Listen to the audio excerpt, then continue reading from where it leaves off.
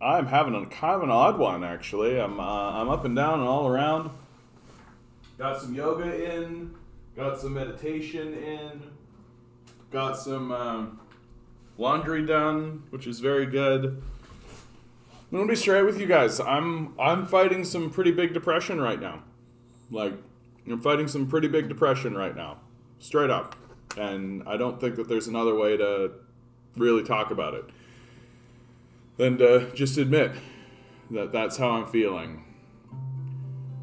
And I think it really came out last night. So,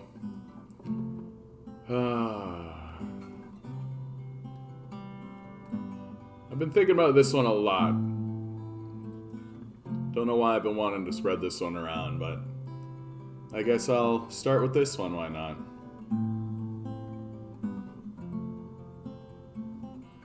I was just a little boy when my mom and dad divorced. Through my tantrums, cried my tears, I'd keep their vows by force. Now that I'm an older man, I see it had to be this way. My love for them, it still grows each and every day. And time passed me by so swiftly, I could have been a better man. And every day I'm trying to do the best things that I can.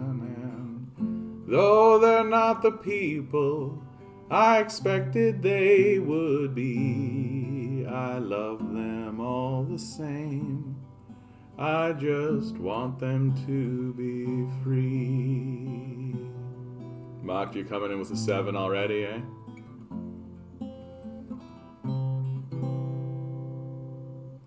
"10 years, me and my wife, we traveled round the globe, binding vows and shared mistakes, they filled our lives with hope. Then one day she tells me that a man is not for her. Those 10 years are a memory now, but my love for her still stirs. And time passed me by so swiftly, I could have been a better man. And every day I'm trying to do the best things that I can. And though she's not the person I expected she would be, I love her all the same. I just want her to be free."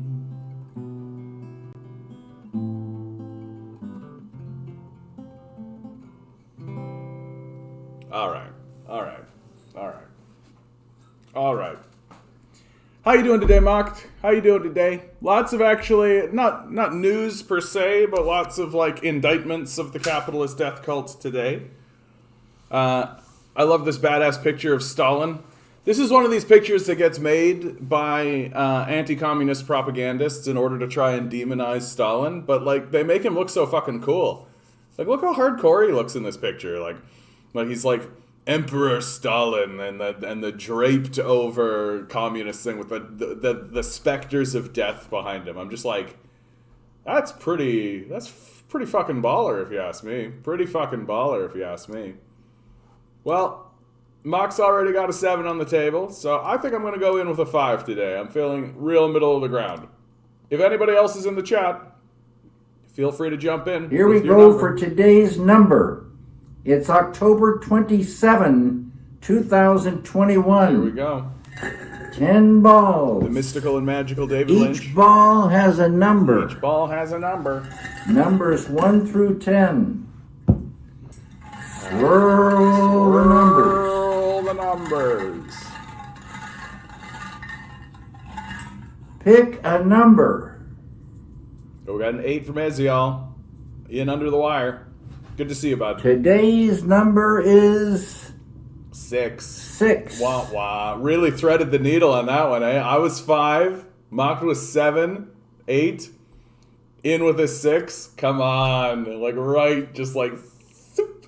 That's the worst. I feel like if I miss it, or if something like goes wrong in something I'm trying to do, I want it to be really like a miss, right? I want it to be like way over there. This thing where it like threads right through the middle, oh man. And that's just how my day has felt, actually. That's how my whole week has felt, honestly. My whole week has just felt like a series of like near misses, where it's just like spoop, right in the middle. Oy vey. What an experience. What a day. I hope you guys are doing well out there. I know that I finally got into some yoga, did some meditation today. Boy, did that help me, and my mental state really helped me to actually go through my chakra meditation. So hopefully that carries me through today. So let's start with a real brutal take coming out of the White House, right? Really, like, for the people in the world who actually thought that Joe Biden's administration was going to be any different than Donald Trump's administration.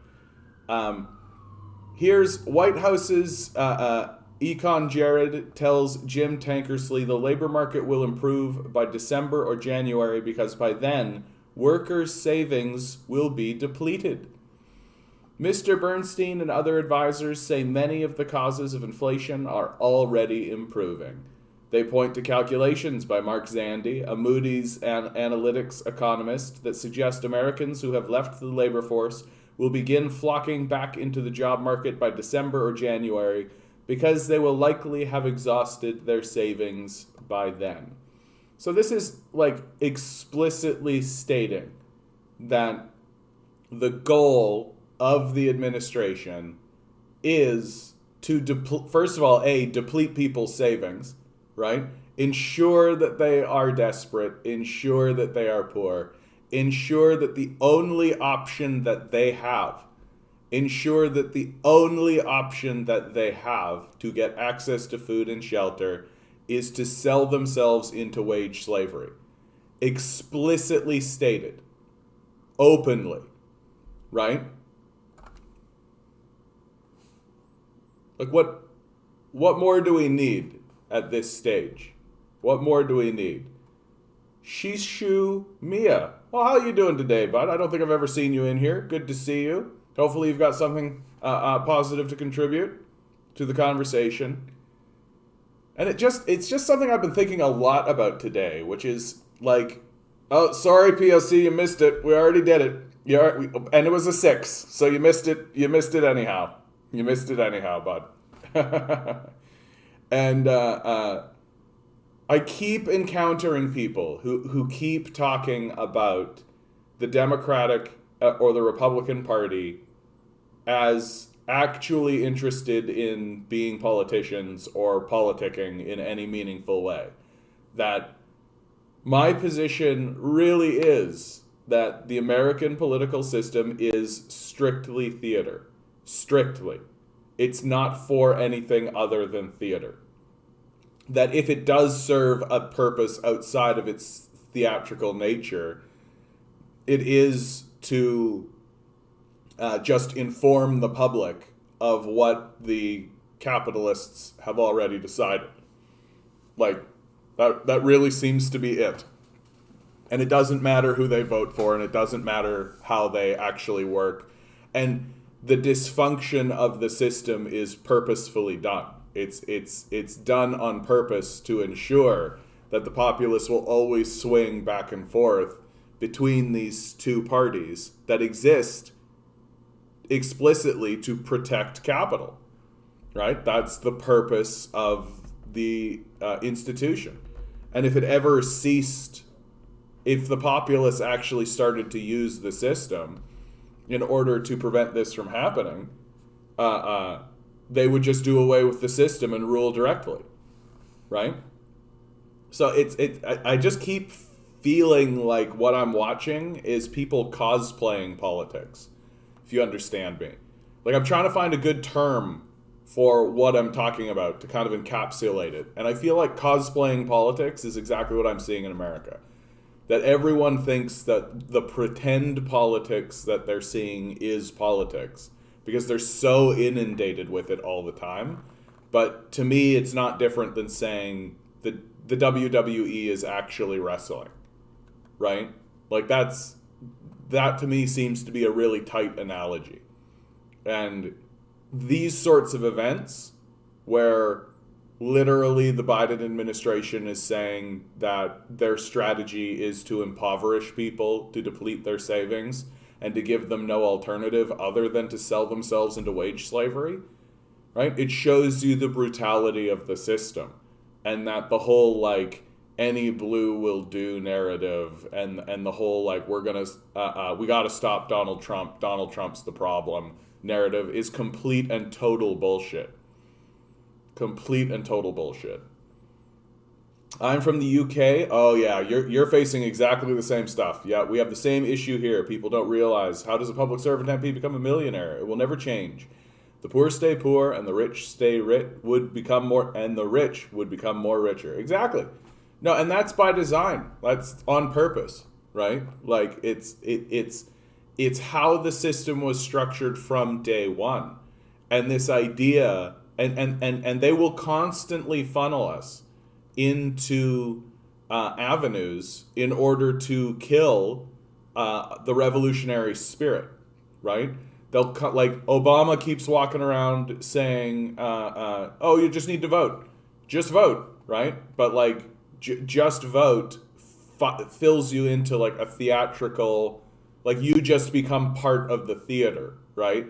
Like it genuinely doesn't matter who you vote for, right? It's completely irrelevant. It's only relevant to the people who are running as in terms of like a vanity project, that the billionaire class is going to do exactly what it wants to do, and it literally doesn't need legislatures to get permission to do anything. They're billionaires, right? If a billionaire walks up to somebody and says, "This is what I want to do," that's what's going to happen. Why? Because they're a billionaire, right? Like, are you gonna say no to fucking Bill Gates? Are you gonna say no to these people? Obviously not. And the idea that like, you know, a senator like or a congressperson like AOC or any of these people are genuine is absurd to me. Like, it's an absurdism at this point. Like, she plays her part. Bernie Sanders is the same. Bernie Sanders plays his part. His role is the socialist, right? He might as well have like a mask and right and like come in and be like, "I'm gonna drop the bomb," right? Like that's how the system is functioning. The secret ingredient is capitalism. Exactly, Bumbleguppy. Good to see you, bud. The system of capitalism would never change. The fat cats would never let it happen. Plus, the MPs are in it together. Exactly. You're figuring it out. I subscribed to you when you first started doing YouTube video. Well, that's nice. That's nice, and I'm glad to see that you're in here. I'm glad because the whole point of this is for us to organize a revolutionary movement, a genuine revolutionary movement, right? The end game is to surround the halls of power. That's the end game for this channel and this movement. And anybody who's doing anything than that is wasting their time. Like, wasting their time completely. But also for us to come together in solidarity with one another and have a good cry about it, honestly. And I'm glad that people are starting to come into the live stream more and more, and I'm glad that you're an early subscriber. So, super glad to see you, honestly. Yeah, you can't vote your way out of aristocracy. Exactly. Like, you can't vote your way out of like an oligarchy. Like, that's not how it's going to work. They're never going to let that happen, right? Like, and it's becoming clearer and clearer that this is the case. Like, that maybe the electoral system you could use as like a litmus test for the class consciousness of the public, right? Which I think it is fair. You can say like, yeah, the class consciousness of the public could be measured by voting patterns. Like, that's a fair thing to say. But in terms of actually like getting free from this wage slave model that we exist under, it's never going to happen. It's never going to happen. Not without surrounding the halls of power. The French tried it with the National Assembly, but the clergy and nobility, only 2% of the population, would always find ways to prevent any change from happening. Exactly. exactly. Like there's no there's no yeah, there's just no, like, they've got all the land, they've got all the resources, they've got all the weapons, they've got everything. The only thing that they can't control 100% of the time are the people that they need to make the machines work, right? And if the people actually get together, strike, protest, sabotage, right? Refuse to participate in the system that is designed to destroy us, by the way. Like, that to me was the tip over point. That was the moment when I realized, like, no, we absolutely need to do mass protest. Was when I realized that the system is designed to destroy us through climate change, and the wealthy are not interested in preventing it. Like, they're literally not interested in preventing it. If anything, they're doing everything they can to make it worse, right? Which really sent me down the path of, like, well, why are they doing that? Right? Like, that seems self-destructive, and also, like, completely destructive to their own children. And then it just made me realize, like, oh yeah, these guys are psychopaths, right? Like, once you attain a certain amount of money, you become a psychopath. You lose the ability to have compassion or empathy. You become a narcissist. The only thing that matters is you. The only thing that matters is your legacy.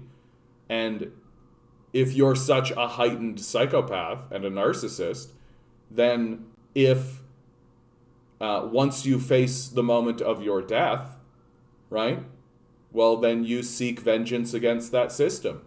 And so I legitimately believe that the billionaire class, the psychopath class, is actively attempting to destroy the planet as an act of final vengeance. And they don't even care about their own children as they do it. Like, that's where we're at. We have to protest. Like, we have to. We have to surround the halls of power permanently. We don't have another option. All other options are dead ends and graveyards. I swear, if you can get one person you know to even acknowledge what capitalism actually is, you have moved the revolution one step closer. Exactly. Yeah. Like, exactly. And it's becoming obvious. Like, that's the big thing, right? Like, all of the propaganda and all of that is starting to fall apart. Like, it's people are beginning to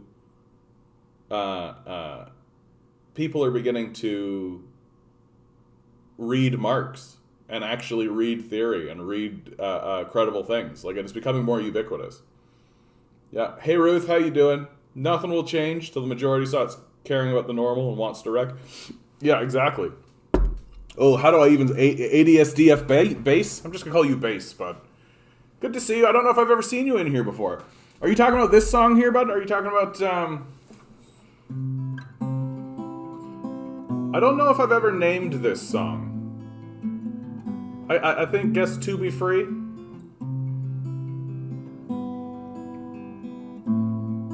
I'm super susceptible to people just commenting on the song. I haven't got this one recorded yet. My music is in the description. It's at bandcamp.thecanadiancommie.com, I believe. You can find 5 of my songs have been recorded. I'm probably going to replace a couple of those songs because I'm not that happy with the recording.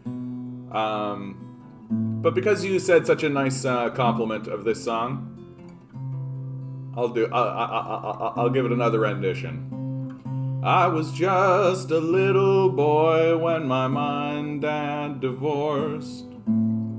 Through my tantrums, cried my tears, I'd keep their vows by force.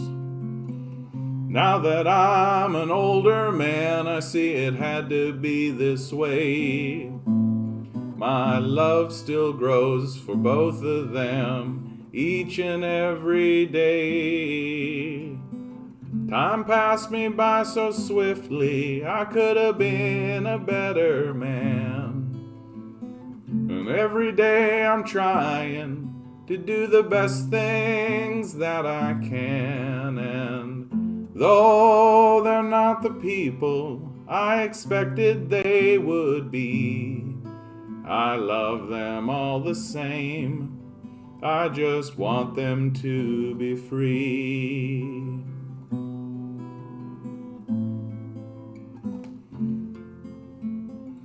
"10 years, me and my wife, we traveled round the globe. Sacred vows and shared regrets, they filled our lives with hope. Then one day she tells me a man is not for her. Those 10 years are a memory now, but my love for her still stirs. Time passed me by so swiftly, I could have been a better man. And every day I'm trying to do the best things that I can. And though she's not the person I expected she would be, I love her all the same. I just want her to be free."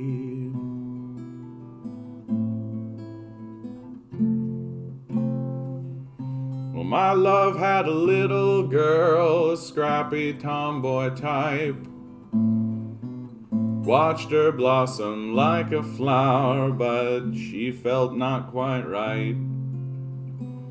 Then one day she tells me she's a young man, not a girl. I picked her up and held her tight, then sent my son into the world. And time passed me by so swiftly, I could have been a better man. And every day I'm trying to do the best things that I can. And though he's not the person I expected he would be, I love him all the same. I just want him to be free. And though they're not the people I expected they would be, I love them all the same. I just want them to be free.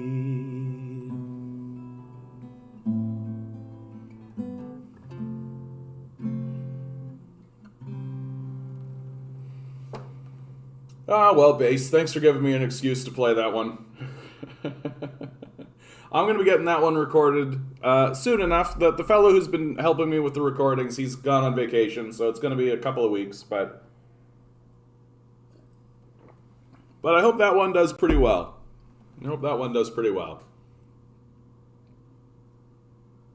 Oh, well, thank you, Bass, for your support. I appreciate that so much. Let the world know, okay? Let the world know that I exist. That would be the best gift that I could receive.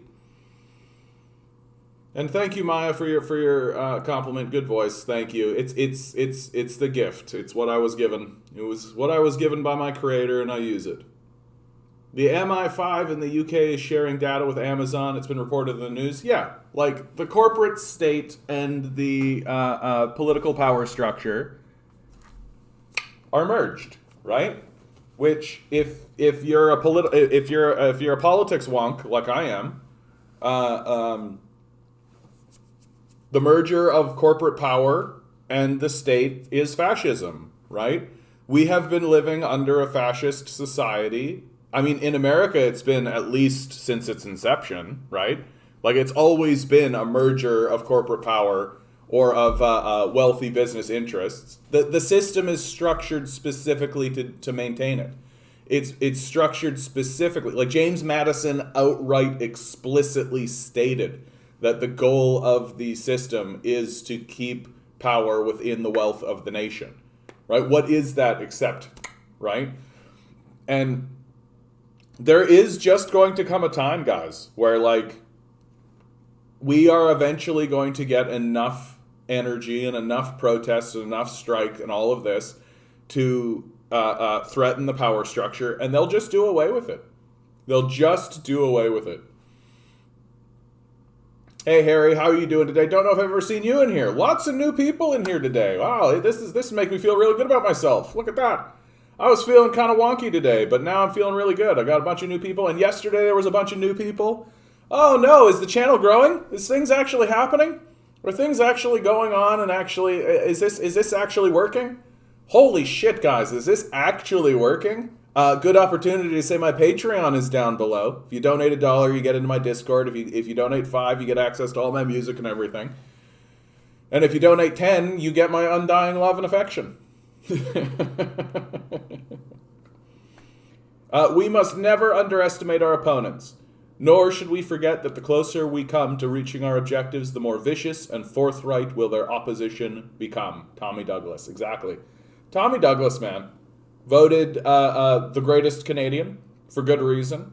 He fought for people's rights. He fought for people's freedoms. He fought against the capitalist death cult. A very powerful and influential Canadian, and it's very obvious that that the corporate structure never wants to see another Tommy Douglas. Like, his ultimate superpower was that he couldn't be bought. That he was a preacher, right? And he just couldn't be bought. And they couldn't find a way to off him, right? And in the end, the only way that they could beat him is by co-opting his policies, right? Universal health care. If it's not for Tommy Douglas, we don't get universal health care here in Canada. And the Liberals eventually have to just co-opt the universal health care system and sign it into law as their own, or else lose power. That's how powerful that became. And so we have Tommy Douglas to thank for a lot of things. And it's telling that there is this sort of movement to try to discredit Douglas's legacy, which always happens. I'm seeing that with Noam Chomsky right now, too. People are attempting to discredit his legacy. And with Douglas, they're attempting to do it because when he was a young man, he wrote a paper that was pro-eugenics. But then, of course, they omit the fact that as he became an older man, he recanted that position and changed his mind, right? And I mean, the society at the time that Douglas was writing that pro-eugenics article was itself pro-eugenics. There was a lot of pro-eugenics stuff going on. And so as a young man, he gets caught up in that. And I think it's a testament to his strength of character that he is able to, as he becomes older, change his position and change his view. Like, I really think one of the great disservices we do ourselves as a people is if people change their mind, right? Like, there seems to be this attitude that if a person changes their mind, oh, they're a flip-flopper, or they're this, or they're untrustworthy. And I'm just like, no, I want a person to be able to admit when they were wrong. Admitting you were wrong is one of the hardest things to do. And Tommy Douglas did it, so we should respect him for it. You remember when the Panama paper came out, we found out how the super rich are hiding all their money? If that was one of us, we'll be locked up for life. Yeah, exactly. And, like, nothing happened. Now they've got the Pandora paper, which, like, I feel like they're trying to name these things, like, more fantastically, right? Like, eventually it'll be, like, the Andorra paper, right? Or, like, it'll be something. And it's the same story over, like, we know. The thing that we are fighting now is not the knowledge that the system has been fully corrupted. We are fighting amongst each other about what to do about it. That's the primary thing. And most people in the society want to believe that we can negotiate our way out of it or vote our way out of it, right? Most people in the society want to believe that we are going to be able to just have conversations with one another, come to agreements, and then those conversations and agreements will manifest into meaningful change or action. And it's simply not going to go that way. Like, it's simply not going to work that way. And history is on my side for this, right? Like, meaningful change does not happen in North America unless the halls of power are surrounded. And I don't mean like a march. And I don't mean like, some people just walking by or something.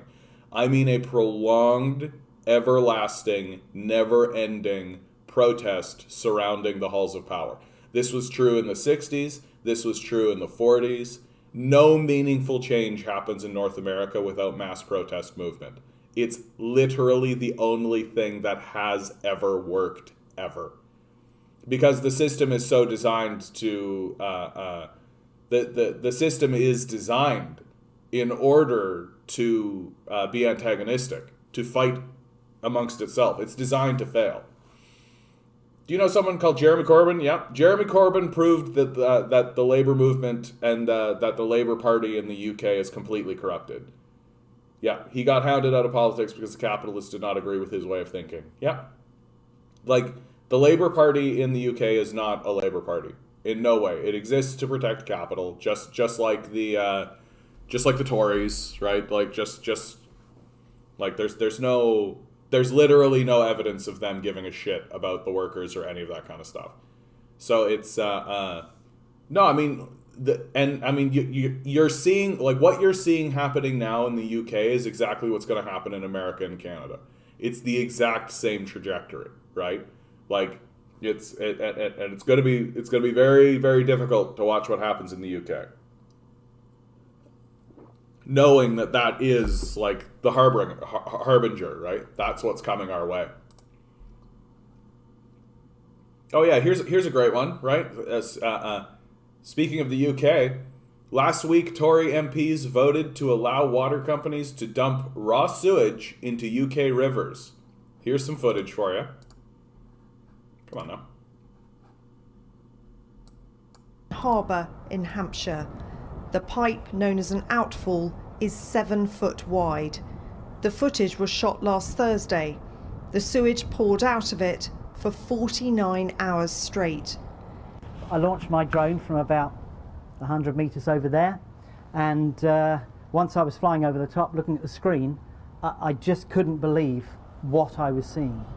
The general reaction from people on social media who've seen the film now, they really are astonished at quite how much of this is happening, and it's happening right along our coastline, and quite simply it needs to stop. They'll light the ocean on fire, right? They'll pollute it with oil, right? And now they're literally just pouring sewage into it, right? The capitalist death cult does not give a fuck at all. It doesn't give a fuck about anything. Not even its own children, not even its own countries. Yeah, as long as it was white, hetero, good conservative sewage, what of it? Exactly. It'll only make the ocean stronger, won't it? That's the white supremacist way. I'm really, like, I gotta tell you guys, I'm really looking forward to the Cthulhu, like the eldritch horror that's going to come out of the ocean. There are some eldritch horrors that are going to arise from the oceans that we simply will not be prepared to handle. There have been reports of giant squid. So squid that are about 20 meters long, right? Enormous creatures washing up on the shores of Japan, having been killed by military technology and pollution and shit. And they've done some studies on these giant squid, and their conclusions are that the squids that have been washing up on the shores have been babies, that they're babies, right? Which implies that there is squid underneath the ocean that we haven't found, we don't know where they are, that are larger than 20 meters. Like, these things are going to show up, and they're, you know that classic picture of like a pirate ship, and there's the Kraken, and it's like surrounding it, and it's like dragging it down into the ocean? Now, that, but with like like an aircraft carrier. Like, that's the shit that I'm talking about. And I gotta tell you, I'm kind of looking forward to it. Like, let's launch this apocalypse. What do you guys think? Huh? Let's go. Here, I've actually got a song about this. Here, let's go. No, that's Psychopath Nation. Come on. I gotta get better organized, man. This book is just a catastrophe. Come on, it's not that far back, is it? No. Oh my god. Oh yeah, here it is. I'm gonna play this one. Because it completely applies. I welcome our cryptid overlords. Exactly. Can't be worse, right? Can't be worse than this shit, right? All right, here we go. No.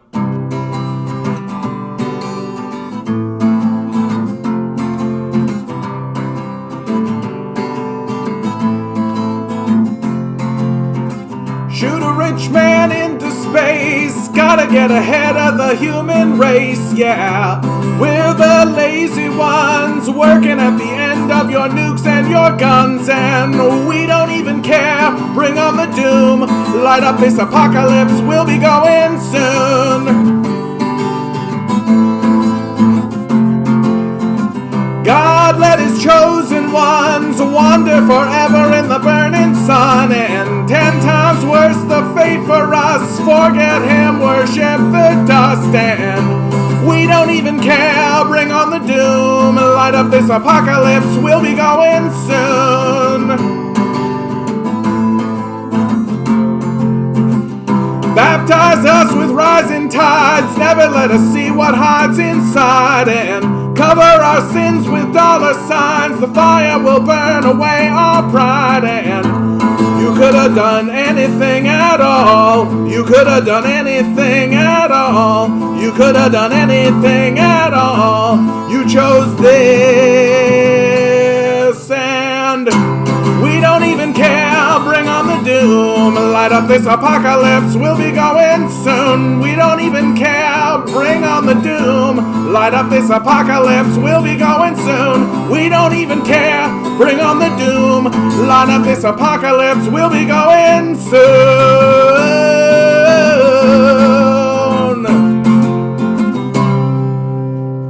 Yeah, I like that one. Light up this apocalypse. Let's go. Let's go. Let's go. Let's get Cthulhu, right? Let's have him with the like lightning and all this kind of stuff, and like all you see is the storm, and then a lightning bolt reveals his figure and all that kind of shit, right? Right? That one I just played, by the way, is available on Bandcamp right now if you'd like to do that. Or if I know you, POC, you've been asking about some of my music. Just send me a thing on Discord, dude. Just send me your email and I'll send you the songs, okay? Let's just light this shit up. Let's get like Cthulhu, right, coming in. Like, have him look at one of the cities and just be like, this is dumb, and just like smash it. Now let's get some squid monsters off the coast of like the UK, just being like, you're pouring shit in here. Stop pouring shit in here, right? Oh, thank you, Major. I appreciate that. That's How I Got to Memphis next time. Can you please sing this song if you know it? I don't know that one, bud, but That's How I Got to Memphis. This sounds like some classic country. I'm going to put this over here, and I'll get that ready for the future. I always love taking a look and doing covers and stuff. I've got a couple of covers in my back pocket, so why not add some more, right? Why not add some more? Let's see. Bank of Canada warns on prolonged inflation, ends bond buying program, right? Literally, like, our currency is being devalued, right? And the only solution that the death cult is coming up with is to commit austerity against us. That's the only solution that they have. Because you certainly can't tax away the wealth of the billionaire class, right? Like, you certainly can't tax away the wealth of corporate power. Like, you can't do that. That's punishing the successful, which is to me saying, like, no, you can't lock up a psychopath. He worked really hard to murder those people, right? You're punishing success. Like, yes, I would like to punish successful psychopaths. Yep, very much so. And the fact that the Bank of Canada is, like, the Bank of Canada very rarely releases statements like this because they're trying very hard. Like, they know what happens when they do this kind of stuff, right? That within the narrative of neoliberal capital, it creates isolationism, right? It means that people are not going to invest, not that they were investing in the first place, but it means that it creates a skittish market. And because the only thing we care about is the stock market, we don't care if there are homeless people, like, we don't care about any of that. Like, we only care about the stock market. And so this has a cooling effect on the stock market. But what it does mean is prolonged inflation means that our money is going to be worth less. Not worthless, although money is just imaginary. We just created it out of nothing. But it does mean that it's going to be worth less. So, for example, this year, if you did not get over a 5.5% raise, you lost money this year. You lost earnings because your money is worth 5.5% less. And that's according to the power structure. So you can be very assured that it's higher than 5.5%, right? They're never going to actually tell you the truth about how much inflation has chewed away the cost of living or the value of your currency. But 5.5%, that means everybody took a pay cut this year. Literally everybody. Like and how do you combat inflation? You got to tax wealth away. That's what inflation is, right? If you have $1,000 in your economy, and that's your entire economy is $1,000, right? And then you print another $1,000, so you've got $2,000 in your economy. Doesn't suddenly mean that everything is like twice as cheap or any of that kind of stuff. It just means that something that you used to buy for $1, you now buy for $2, right? Yeah, Jubilee, cancel the debt. That's one way to go about it, right? Debt cancellation, for sure. But there needs to be balancing factors. There needs to be balancing forces. And the obvious way to balance out money printing, right? Because you print money to resolve problems, right? Is to find hoarded pools of worthless wealth. So the entire billionaire class, for example, is just hoarded pointless wealth. And get rid of it, right? Just tax it out of existence. Just destroy it, right? And that's how you deflate your economy. The other way of doing it, of course, is to just commit austerity, right? So you, instead of taxing the pointless wealth, you tax the citizenry. If all those magnificent city skylines, glass skyscrapers fall, from where will hedge fund managers and oil executives destroy our world? Exactly, dude. Exactly. Like, when they lit the ocean on fire, I really thought to myself, like, this has got to be summoning something, right? Like, that's got to be summoning something, don't you think? Like, not necessarily something to come out of the fire in, like, a Buffy the Vampire Slayer, like, Hellgate sort of way, but, like, if I'm like a Cthulhu-style monster, I'm just going to be like, yeah, the ocean's on fire. Like, hey, anybody notice this? The ocean, it's on fire. Like, it's got to at least arise some level of curiosity from these creatures. And, like, we keep talking about going to space, right? We're all like, oh, space, space, it's so interesting. We know literally nothing about the ocean. We know literally nothing about the ocean, and we're drilling holes in it. Like, how often do I need to say this? Like, we don't know anything about the reality that we live in, and we're drilling holes into it and, like, extracting liquid and, like, formulating all chemical processes in order to burn the dead and send them into the atmosphere. Like, we don't know anything about this place, and we're drilling holes into it. Like, it seems like a very stupid way to act. Seems like a very stupid way to act. Like, we're going to get totally fucked up. Like, we're going to get totally fucked up. If plastic is derived from oil, why do we put it in our mouths? Interesting. I just like... We're necromancers, man. We don't give a fuck. Like, we don't give a fuck. We're committing necromancy constantly on a daily basis, right? Like, we're taking our dead and we're pouring them into our cars so that we can go fast to jobs we hate. Like, it's unbelievable how stupid we are.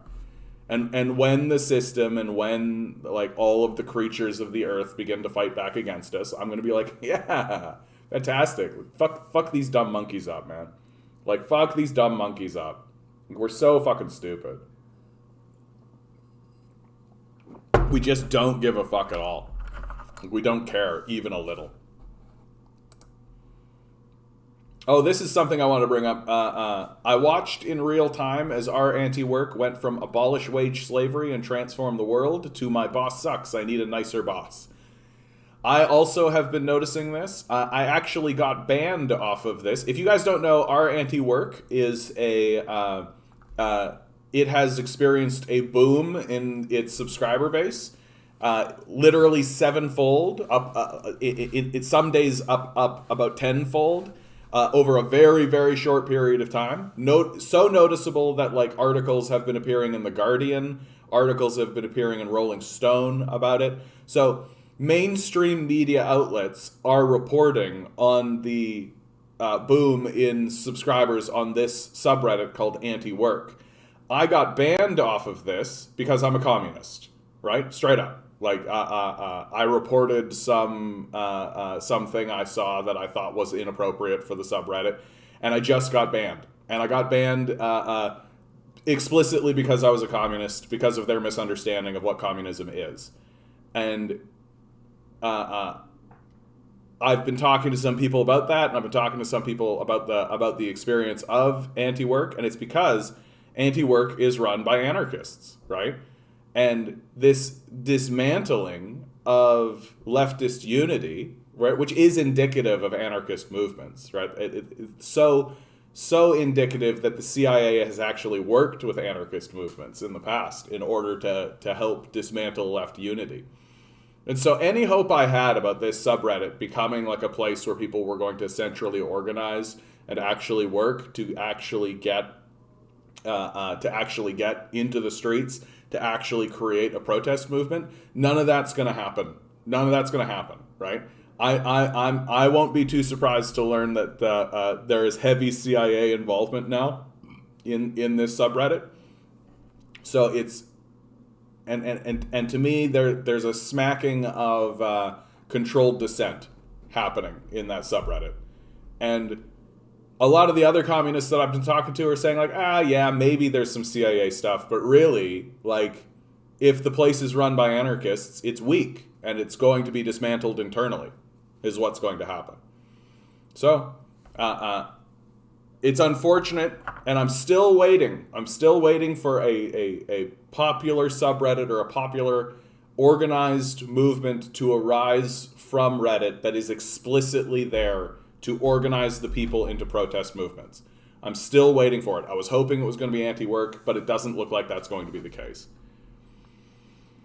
Can't we just track the numbers that haven't been used in years and tell people that money with these serial numbers will be obsolete if not used within 2 years? I mean, just tax the billionaire class out of existence. Like, technically, I think you're probably right, but it just, like, money isn't real. Like, I don't know how often I need to say this. Like, money's not real. Like, you could literally, and you could do this. You could literally eliminate money in a day. You could do this. You could just say all of that money is no longer valid, and then immediately reprint the exact same amount of money and distribute it in exactly the same manner. That's how illegitimate money is as like a physical concept. It's completely made up. It's essentially dreams and wishes. Like, there's nothing to it, right? So you could destroy it and recreate it and destroy it and recreate it, destroy it and recreate it, and do that all in the space of a day. And then you could take the money and give it to one guy and then destroy it. Then you could take the money and distribute it to everybody and then destroy it. Then you could take the money and give it to 50 people and then destroy it. Like, you can do anything you want with money. Anything. Literally anything. You could distribute it how you want, give it to whoever you want, and send it however you want, and then destroy it all, and then give it all again. And you can do it all in like a day. Like, there's nothing stopping you. There's literally the only thing that stops you is whether or not the people that are experiencing this go, well, I don't like that, or not. That's it. So, like, this idea that we can't just, like, oh, you have $100 billion sitting in an offshore account that's literally not contributing to our economy whatsoever. It's gone. We absolutely can do that. It would be easy to do. That's what they're so afraid of, by the way. Like, that's what the capitalists are so afraid of, is that they understand how weak their system is. Like, their system is not strong. That's why they have to use, like, extraordinary acts of violence in order to maintain it, because the system's not very strong. Like, if the system itself was allowed to operate without threat of violence, the system would collapse almost immediately. It must be kept up through enormous amounts of built-in systemic violence. It's the only way the system can be maintained. And if that suddenly wasn't a factor, if there suddenly for some reason people were like, well, we won't do violence, then capitalism would collapse very quickly, because it's such a weak system. Like, it's a very weak system. And you're seeing this more and more as time moves forward. Like, for God's sake, I've experienced 3 financial collapses. 3 collapses within my lifetime. Like, that's outrageous. That's outrageous. Like, it's outrageous. And now you're starting to see models crop up across the world that some of them are like capitalism light, like your social democracies, like the Netherlands or Finland or any of this kind of stuff. And then you have others that are like hardline, like communist nations that are steadily moving towards what they consider to be the communist ideal, right? Which is China. And China's looking fucking stable while it does it. Yeah, capitalism is violence. Caitlin Johnstone, what a baller, eh? Like, what a baller. She's so fucking kick-ass. I'm so in love with her. Yeah, tanky red fast, I love this tanky red fast shit, where they, like, literally, like, communism and fascism are the same thing. Like, of course, I don't love that. And it's Justin Trudeau even said that created that myth as well. And if that gets into the populace, like if that idea that fascism and communism are actually the same thing becomes popularized in the society, that's the end of our society. Like, it's over. Once a social media forum gains popularity, it's monetized or co-opted. Not my first rodeo, so I move on. Yeah, exactly. There's no way an online leftism grows exponentially and people are saying the CIA is that powerful that the CIA isn't involved. Yeah, absolutely. Well, I mean, again, it just sort of flows in that, like, people don't actually respect or understand how much $1 billion is, right? Like, the CIA's operating budget is in the hundreds of billions of dollars. Like, and if you don't actually have a comprehension of how much $1 billion actually is, then you can't really imagine the influence that the CIA can just have. They literally can hire 100 people at $50,000 a year to be just like, to troll one internet forum. Like, they literally can do that. And it's and that's not even, like, that's nothing in their budget. Like, it's nothing to them to be able to do that. And the idea that they're not doing that, I think it's just childish, right? It's just completely childish. Because and this is the reason why it's dangerous for institutions to have, for anyone to have $1 billion. No one, no institution, no individual, no person should have that kind of economic clout. It shouldn't exist in the society at all. And the reason why the system cannot be reformed is because we have allowed people like Elon Musk has $200 billion, right? Like, Jeff Bezos has $200 billion. Like, the system will never be reformed. It's not possible for the system to be reformed. America will allow you to be left-wing as long as you're not a real threat. Yeah, exactly. As long as you're not actually galvanizing people into the streets, as long as you're not surrounding the halls of power, they'll let you bitch on YouTube, right? And call yourself a leftist, even though you're not, right? Like, if you're not actually getting into the streets, if you're not actually moving forward on protest, if you're not actually attempting to foment a revolutionary movement, you're not left-wing, like, at all. You're liberal, like, which is a right-wing position. The internet is media. It will only ever have the same revolutionary potential as pamphlets. Yeah, good for spreading ideas, bad for organizing. I think that's exactly right. I think there is a difference in that the internet can be used for organization, right? Like, pamphlets can't. Pamphlets can just inform you of where to go to be organized. Whereas the internet, you can organize on the internet, right? Like, you can Zoom calls and shit like this, right? Like, it's possible. Oh, excuse me. But ultimately, I do feel like the best way to organize is just get everybody in the same space at one time. That's the best way to organize. Get everybody in the same space at the same time. Talk about what you need to talk about, right? Like, it's teeth pulling to do. Don't get me wrong. Like, actually organizing people and getting them on the same page and like moving forward, it's like pulling teeth. But we have to do it. We have to do it. Yet spending that kind of money to do that when they spend more money on bulldozing homeless camps than it costs to house them. Exactly.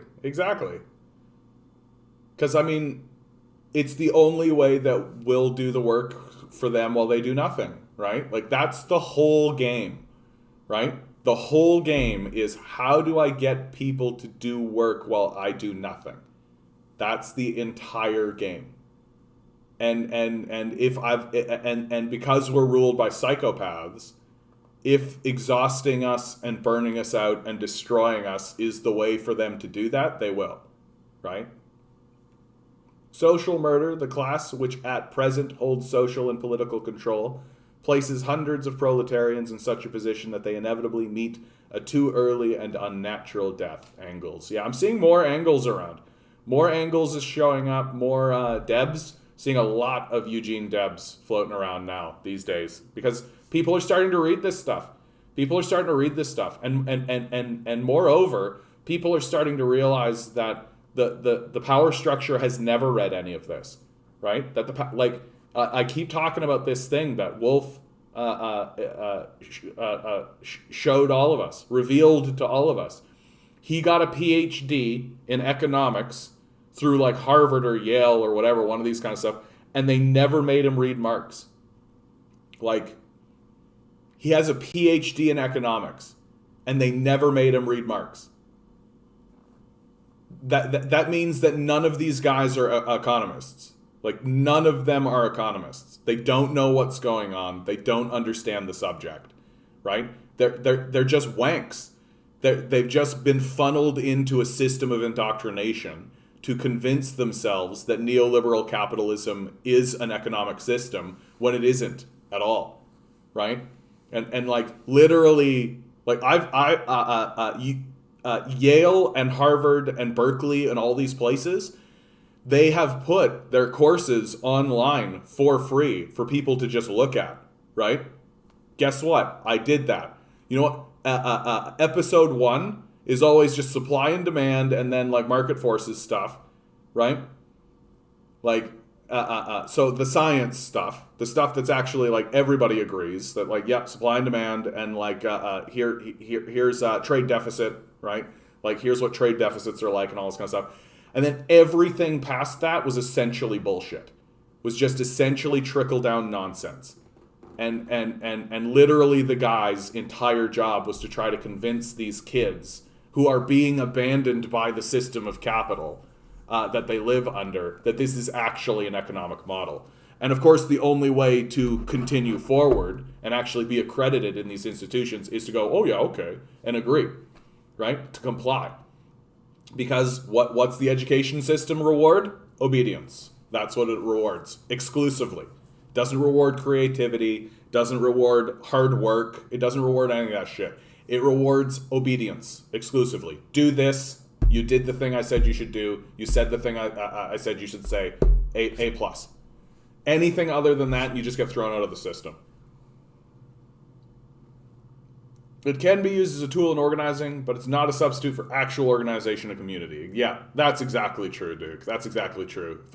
Finally, at the end of it all, it is about a one-to-one connection. And like, this is something that I keep saying to myself, and it's my own mental health that is standing in the way, which is that I don't know my neighbors. I don't know my neighbors at all. Like, the guy across from me, I think I know his name, right? But I don't know like any of the people down the hall. I don't really know like, and the reality of the situation is, as we are abandoned, these are the people who are going to be your closest allies, or my closest allies. And so I do have to set out and at least do an introduction.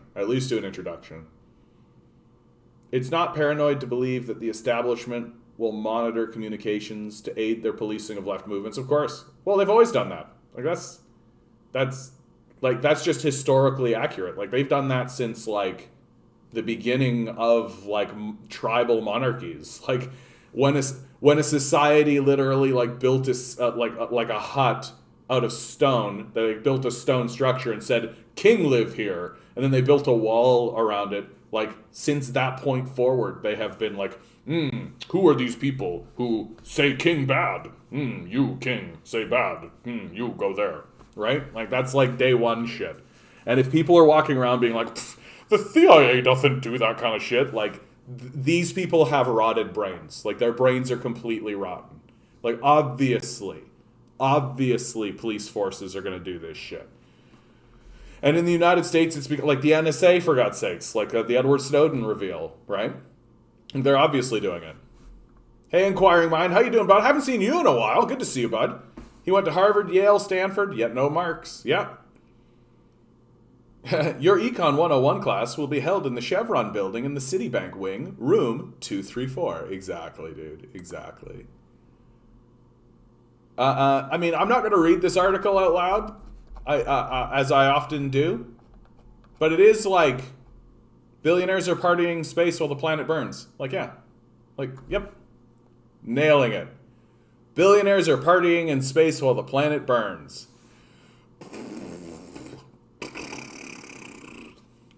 Dr. Richard Wolff is about the only Marxist economist I've ever heard of. Yep. Former classmate of Janet Yellen, U.S. Secretary of Treasury. Yep.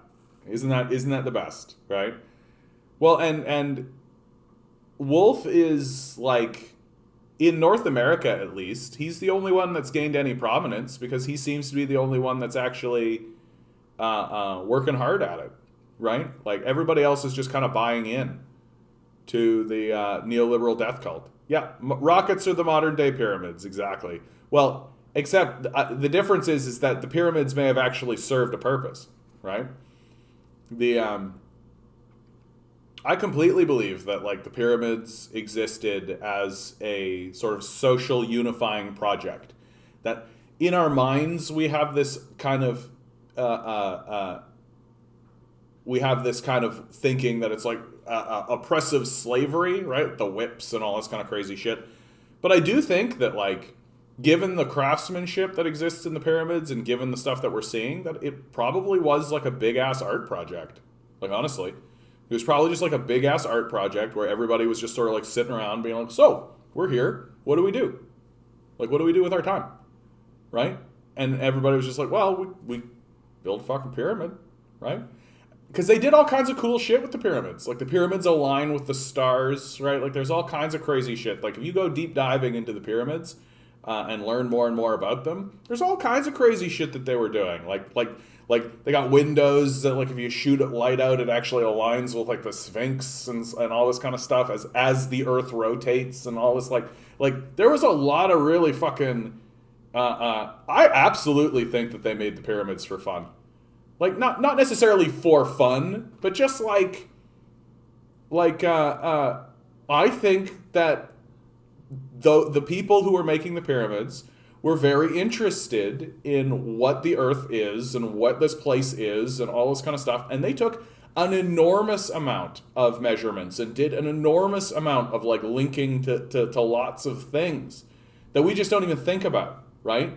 Like, this pyramid during this period of time is going to align perfectly with this star, which is also going to allow the sun to shine in this window here, which will shine off this mirror and point directly at the heart of the Sphinx during this moment in time. Like, they were doing that kind of shit. Like, that, what I just said there, I don't think that's completely accurate as to what it was doing, but, like, that's the kind of shit that you would think, like, is in, like, you know, an Indiana Jones movie or something, or like National Treasure or something, like one of these conspiracy, like, and then, or like a guy with, like, a dusty tome being like, and then the sun will shine and the sun shines, and then, like, a mummy comes alive and all that kind of shit. But, like, they literally were doing that stuff with the pyramids. They were doing that kind of stuff, and it's not because they wanted to, like, make a magic being come to life or any of this kind of shit. I genuinely think that they were just interested in, like, isn't it cool how there seems to be, like, a cyclical, like like the earth is almost like a timepiece, right? Like it's very clear that the Egyptians had that kind of attitude, that they were like, man, it's like the earth itself is like a timepiece. And clearly they built these pyramids in order to facilitate this idea of like, oh, every year we come around and like there's this thing, and like and somebody notices, like, and they create like a whole astronomical star thing, being like, oh hey, like every year, like if we go in a circle every year and it's a perfect circle, then this should be perfect every single time. But it isn't. It's slightly off every single time.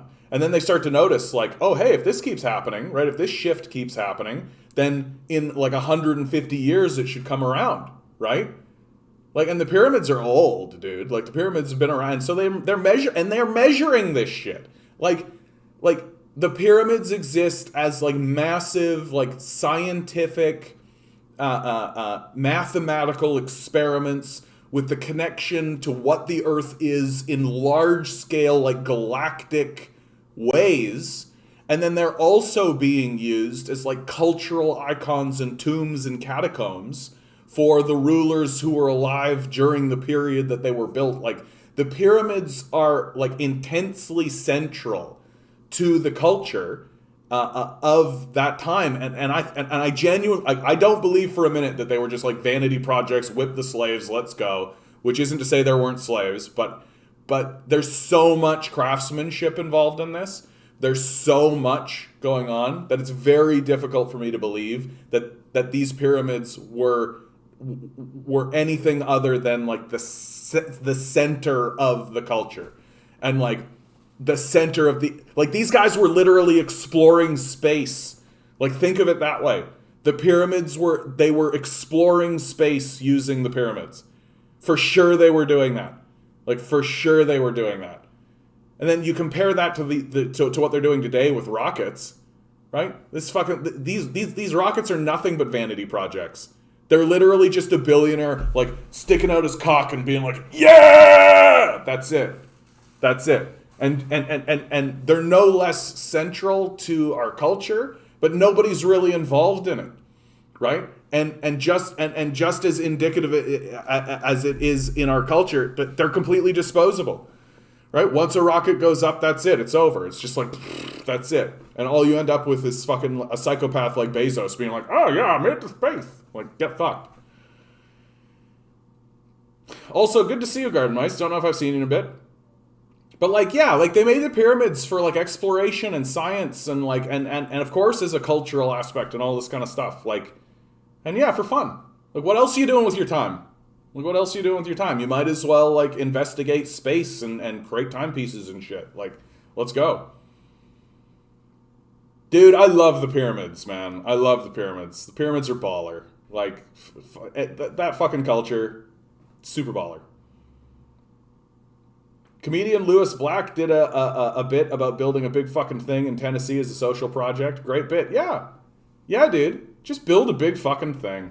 Like, build a big fucking thing. And make it fucking wonky and cool and make it connect to all kinds of rad, awesome shit. Right? Like, why is this hard? Like, why is it so hard? Like, this idea that, oh, people will just be lazy. Yeah, if you create food, if everybody has access to food and shelter, people will just be lazy. Fuck you. Fuck you. Like, that's so fucking dumb. I can't imagine a stupider take than, like, people will just be lazy. Like, have you ever met people?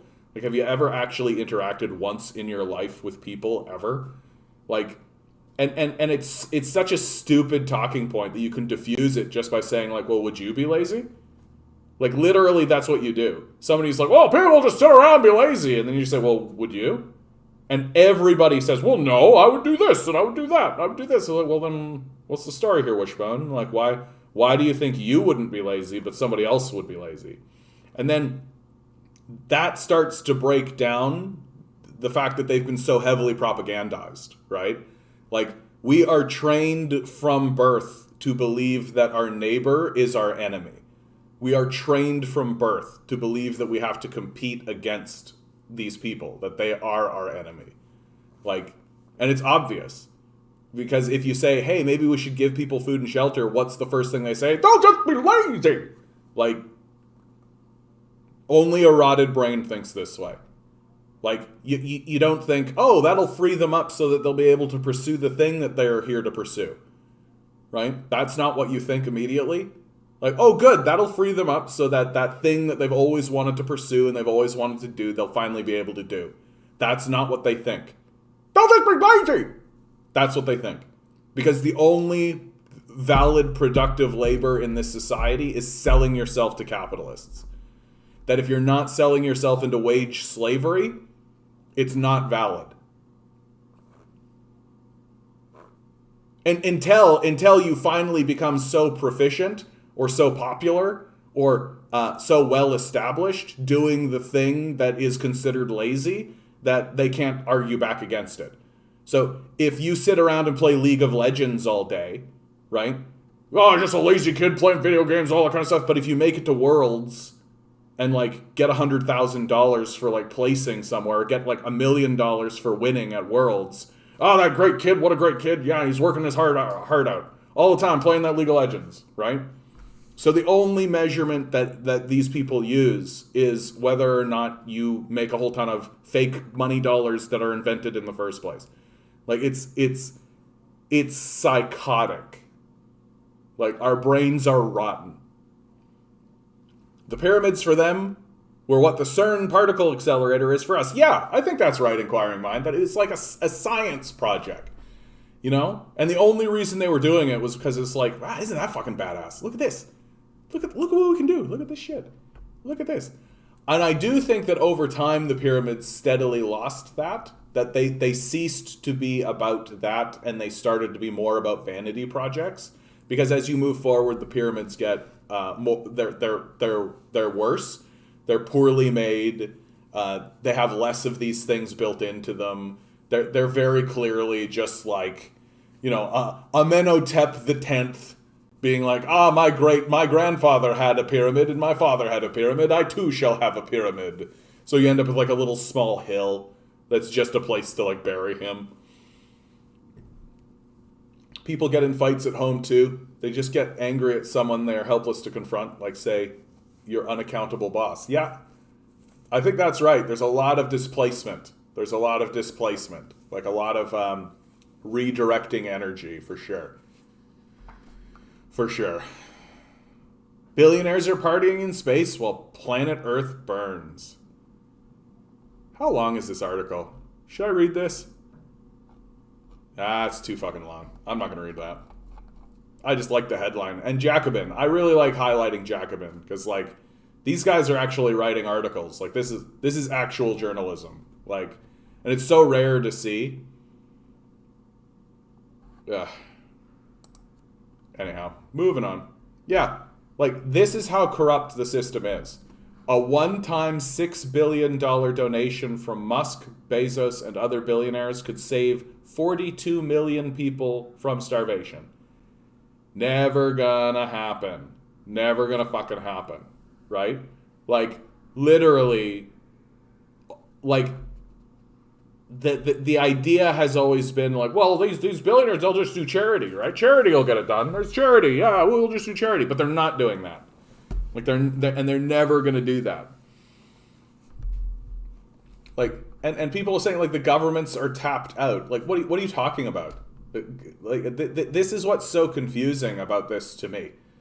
Like, yeah, what's in it for them, they would say, right? Yeah, the knowledge that keeping 42 million people alive is good, but that's not how they think, right? These people are psychopaths. So to them, a headline like this, right? A one-time $6 billion donation from Musk and Bezos just lets them know, by withholding this, we're killing 42 million people. Like, evil laugh and everything, right? Like, all you're doing is informing the billionaire class that they're successful in murdering people. That's it. That's all you're telling them, right? And you're just inflating their ego and giving credibility to their positions, which is obviously to do as much harm as possible. What do we have here? McDonald's workers join Striketober and walk out over sexual harassment. One striker participated because McDonald's still refuses to take responsibility for the countless women and teenagers who face harassment on the job at its stores across the globe. How many workers are we talking about here? That's what I'm curious about. I listened to an interview by the Chapo guys about the John Deere strikers, and this guy pointed out that,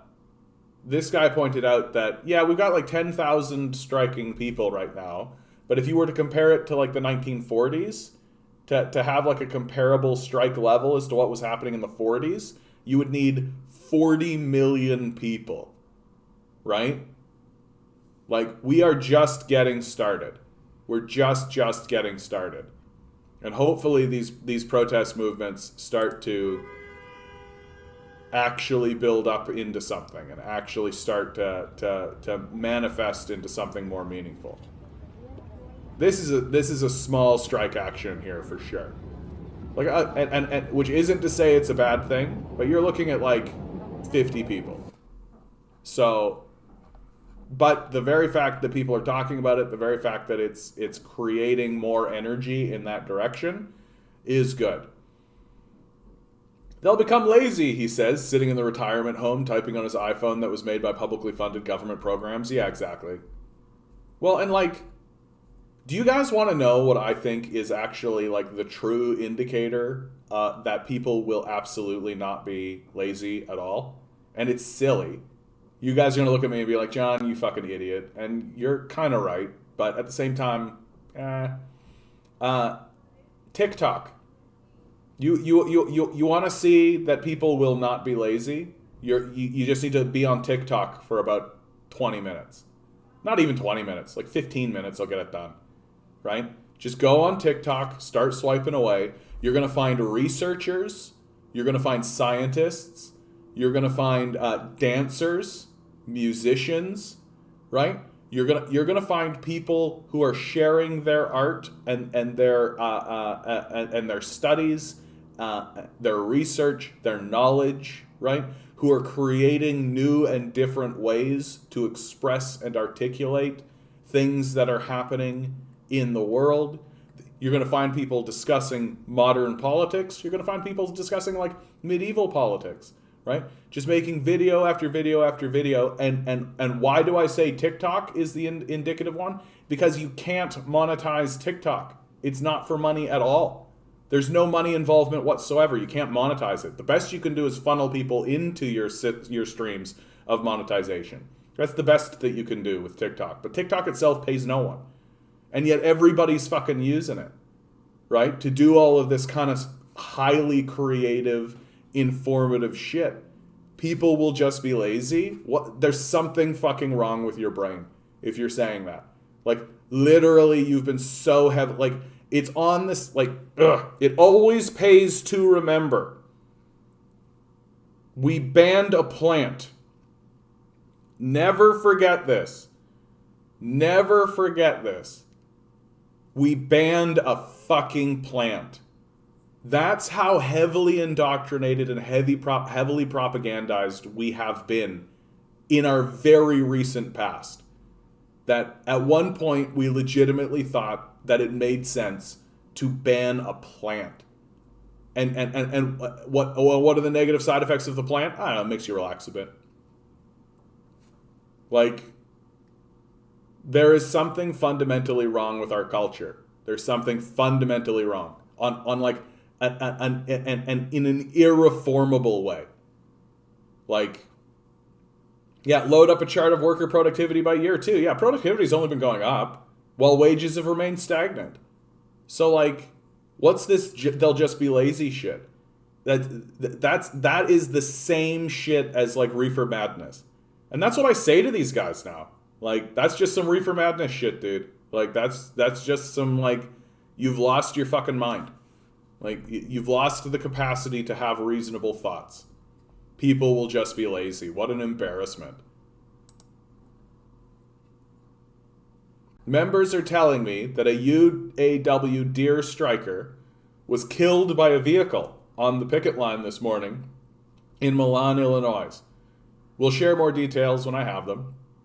Members have complained about the poor lighting along some of these picket lines, including where the injunction is still in effect in Davenport, Iowa. They've also told me about trucks swerving at the picketers, and some have had eggs thrown at them and other kinds of intimidation. So, that didn't take very long, right? Stories of intimidation already beginning towards these John Deere strikers. Classic union busting tactic, classic stuff. We've seen that throughout American history constantly. We are vulnerable to propaganda. They study and practice and perform scientific experiments to perfect the craft, and we get what? What do we get to resist it? Yeah. Well, and this is ultimately why I've become extremely sympathetic towards the boomers. Because the boomers, like there was a radio propaganda, right? And there's always been propaganda, right? But the boomers really were the first generation to get like emblazoned screen-based television, like right into their consciousness, right? With while simultaneously believing that like we're all in this together was actually a thing that was real. Like the boomers were victimized in a way that cannot be expressed, in my view. Like the victimization of the boomers, if you were to write down the events of what happened to the boomers over the course of their lives, you would look at it and you would be like, oh shit, these people are like in the thrall of vampires. Right? Like if I was a vampire attempting to mesmerize people with magic powers and shit, it would look an awful lot like what happened to the boomers with television, right? Like the indoctrination into the capitalist death cult, the outright brainwashing, the fact that shit like reefer madness worked, right? Like really fucking think about that, guys. Like really, really fucking think about that. The fact that reefer madness worked. Like that's a like from our perspective, that's a complete embarrassment. That's a complete embarrassment. But from the position of the boomers, right? Like they had never seen anything like this before.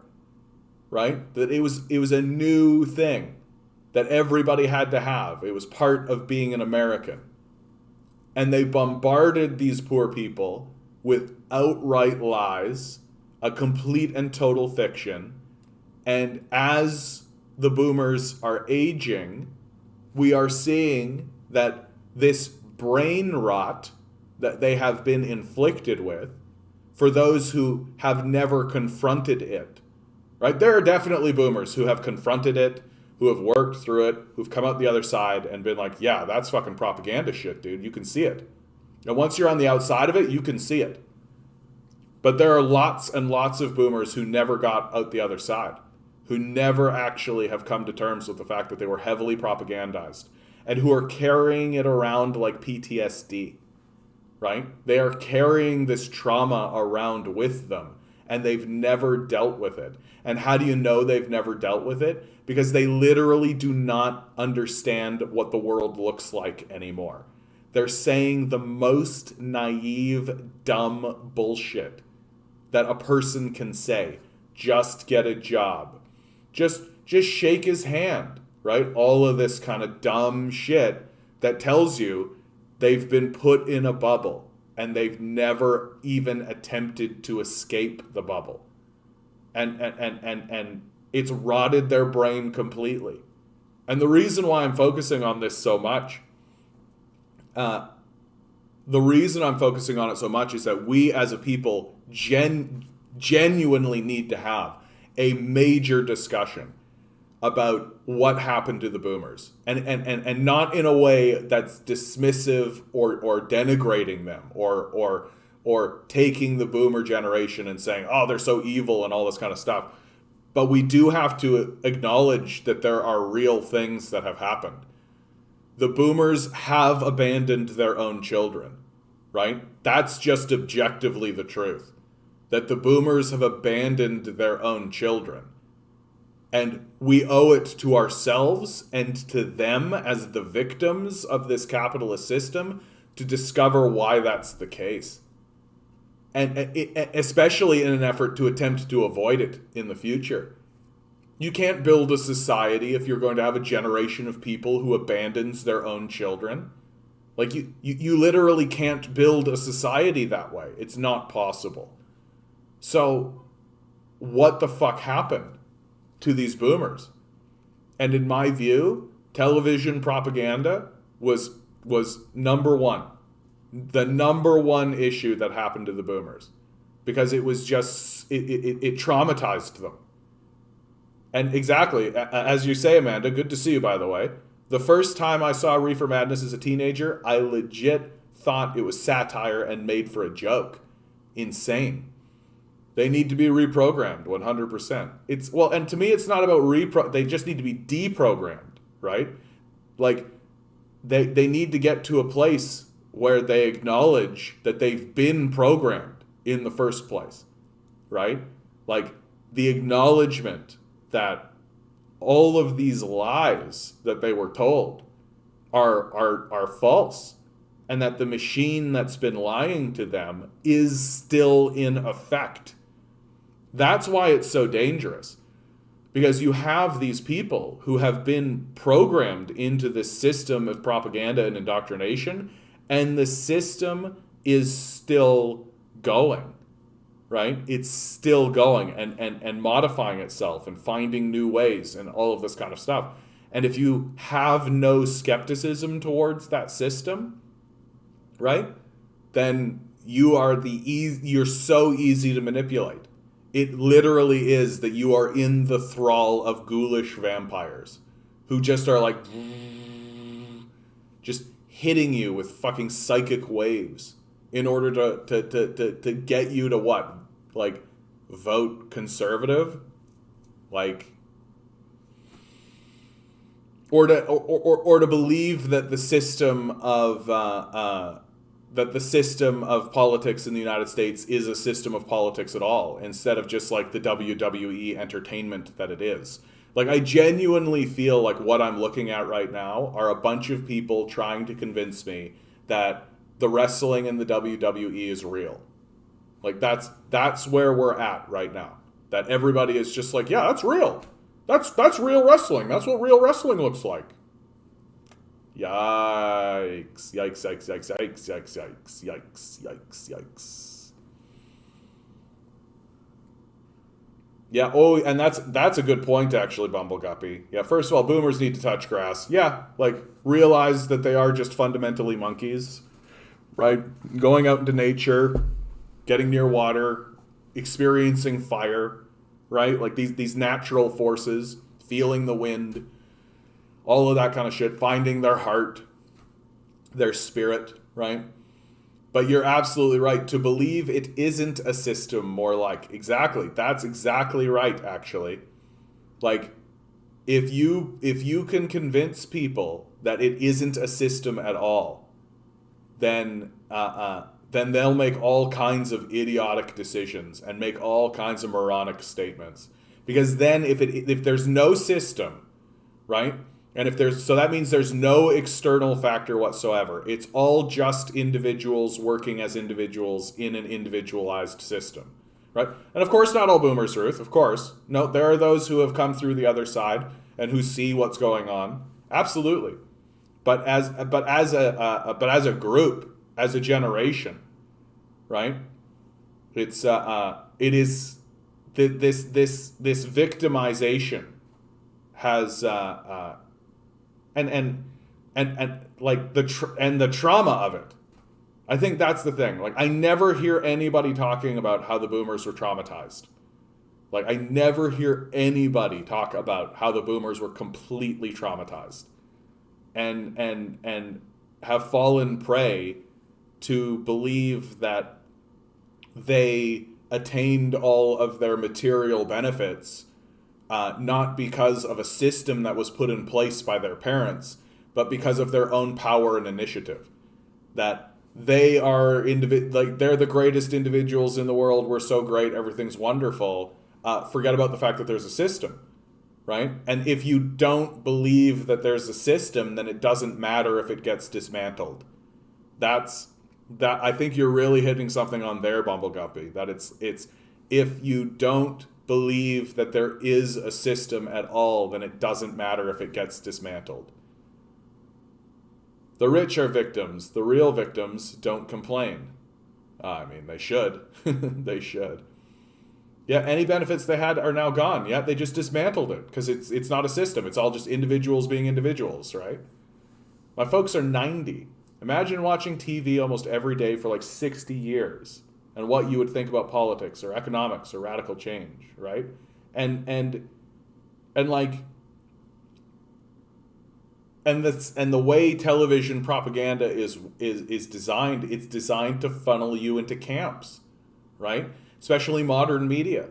This is how you get viewership, right? You find your little niche, you find your little thing, and you just like hysterically focus on the little niche that you have, and you can funnel people into like being Team Republican, and you could funnel people being into Team Democrat, but those two teams are allies and they work together, right? So the whole thing is just a theatrical structure designed to diffuse energy and power into a system that exists exclusively for the benefit of a wealthy oligarch class. Like, it's deeply concerning to me. Like, it's deeply, deeply concerning to me.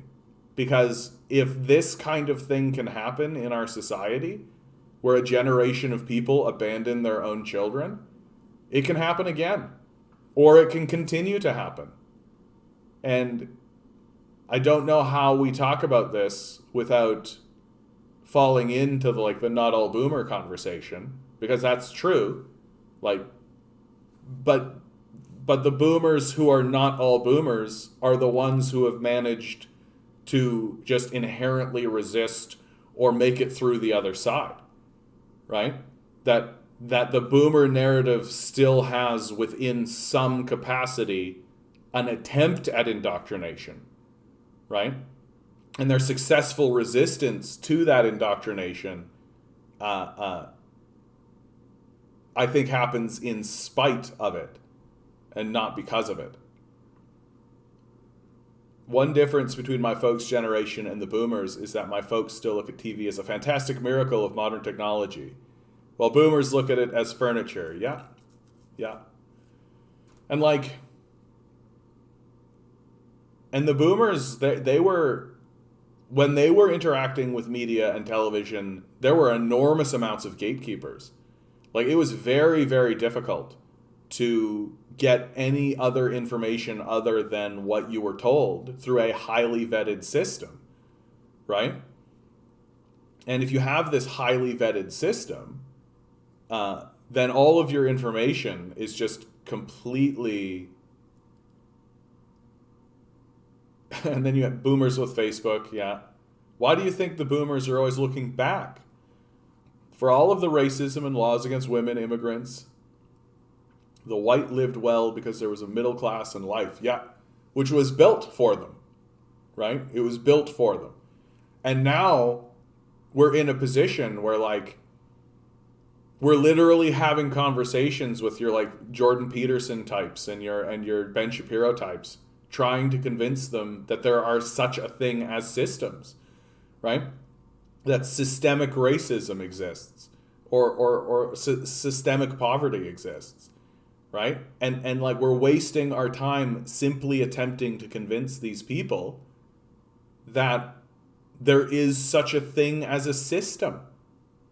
Like, imagine walking around in the world and completely denying the existence of the system that you benefit from.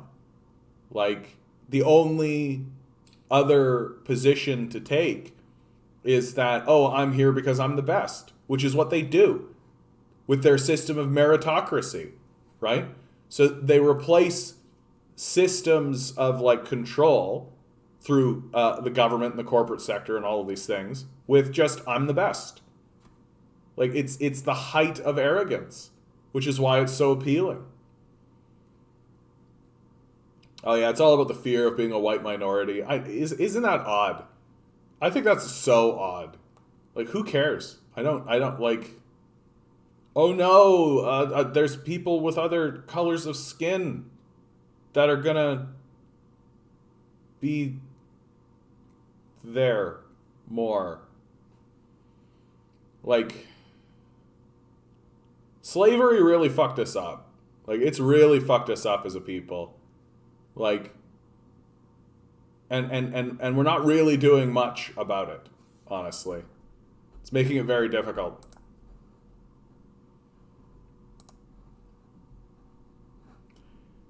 So we've got some new polling data coming out for Ontario's provincial election. Good news. Doug Ford is taking a shellacking, as he should. He's a piece of shit. He's a fucking sociopath. He should absolutely take a shellacking. Not so good news. Andrea Horwath has dipped, right? -2. And the Liberal Party has gone up 5 points. So if you want any evidence whatsoever that Ontario voters are stupid as shit, like just absolutely brain dead, thick as shit, total morons, here you go, right? Like, wow. Like, wow. This is impressive. It's impressive how stupid we are.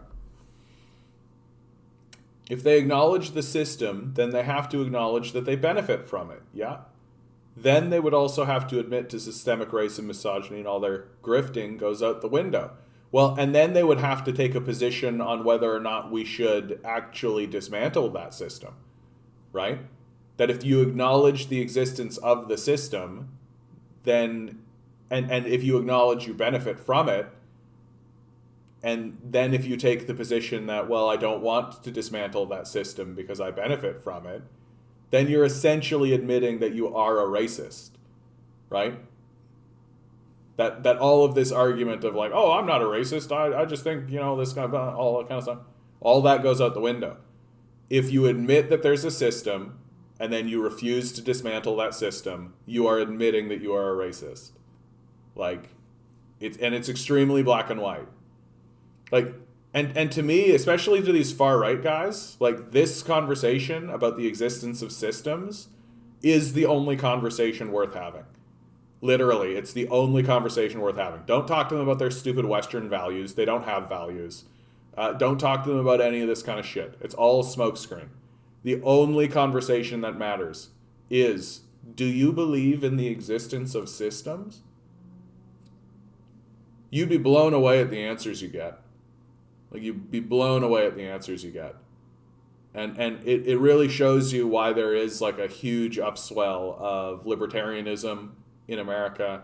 It shows you why there's a huge, why people still buy into the capitalist model, the individualism idea, right? And then when people start to break from all of that, where do they end up? Anarchists, right? Which is just individuals again, right? It's just more individualism, being individuals in highly individual ways. So,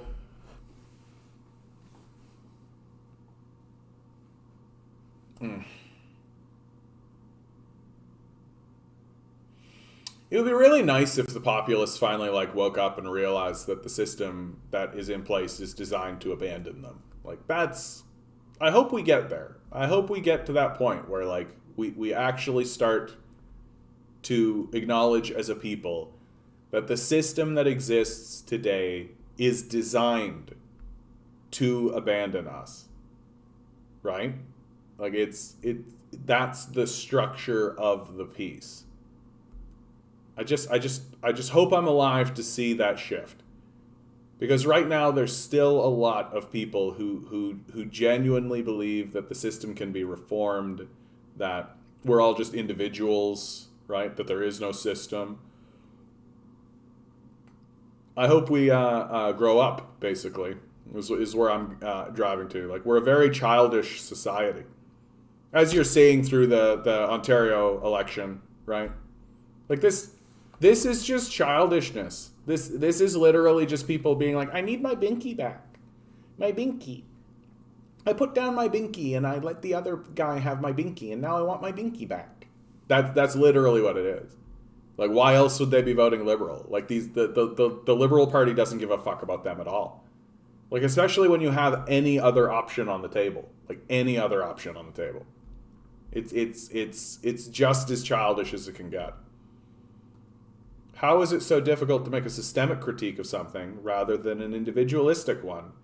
You know, Mock, I think that Amanda's statement, it really plays here, right? Is that it is like, if we are all just individuals individualizing in our individualism, then everything is just about your own personal decision making, right? But if you admit that there is a system, then you have to take a pretty strong position on whether or not you think a system that is racist or is suppressing people or is oppressing people is good or not. And because people like Ben Shapiro and Peterson are racists, and they do benefit from systemic racism, and they do benefit from a system of domination and control, right? They would rather never admit that, right? They would rather just give up their intellectual credibility and attempt to convince others that we're all just individuals being individualized in an individual system, right? Than acknowledge the truth, which is obviously there are systems. Like, obviously there's systems. Like, you actually have to be like completely without credibility, like completely brain dead, completely without intellectual credibility to make the claim that there are no systems. Like, and to or to downplay those systems so much that the only thing that matters to you is what the individual does, right? Like, you are sacrificing your intellectual credibility for your own personal benefit. Adulting is punished. Infantilization makes people more impulsive. So you buy that candy at the checkout. Yeah. Leisure is only what we can sell you, right? The only leisure that you're permitted is what you get sold. Doug Ford's lazy immigrants comment. The man who worked at his daddy's sign shop until he entered politics, I'm sure his daddy made him work hard for his $100 million. Yeah. Well, and Harry, don't forget, hey, Doug Ford worked very hard to become a very prominent drug dealer here in the city of Toronto. Extremely well-known cocaine and hashish dealer, Doug Ford, right? Don't downplay how difficult it is to take your daddy's fortune, which is handed to you for no reason whatsoever, and to funnel that into a provincial crime syndicate, right? Don't forget about any of that. Like, that's tough work. That's tough work, right? So I mean, you can't take it away from Ford. You know what? I got to say something about the Fords, okay? Because I actually think the Fords play in exactly into this argument that we're talking about between systems and individualism, right? That the reason Doug Ford rises to prominence politically is because, first of all, he's rich, right? And he's got there's the family name and all that kind of stuff. All of that plays. But the truth is that when you called Doug Ford's phone, he would pick the phone up and talk to you, right? And if you left a message, he would return your call. Okay? Like, you didn't get an aide, you didn't get funneled into some queue, you didn't get any of that kind of stuff. He literally was just like, Doug Ford here, what can I do for you? And you would say to him I got a pothole over here, there's some kind of thing. And then he'd be like, you got it. And then he would take his money and he would get a crew and they would show up at your house, right? And to listen to the people who support him talk about it, it happened oftentimes the next day, right? He would just show up at your house, right? Fill the pothole, shake your hand, glad to help, I'm here for the community, right? That's super fucking effective, right? And it means that the Ford, and Rob Ford was the same way. It means that the Fords have this idea of politics as if they're like gunslinging sheriffs, right? Mr. Ford, I've got a problem.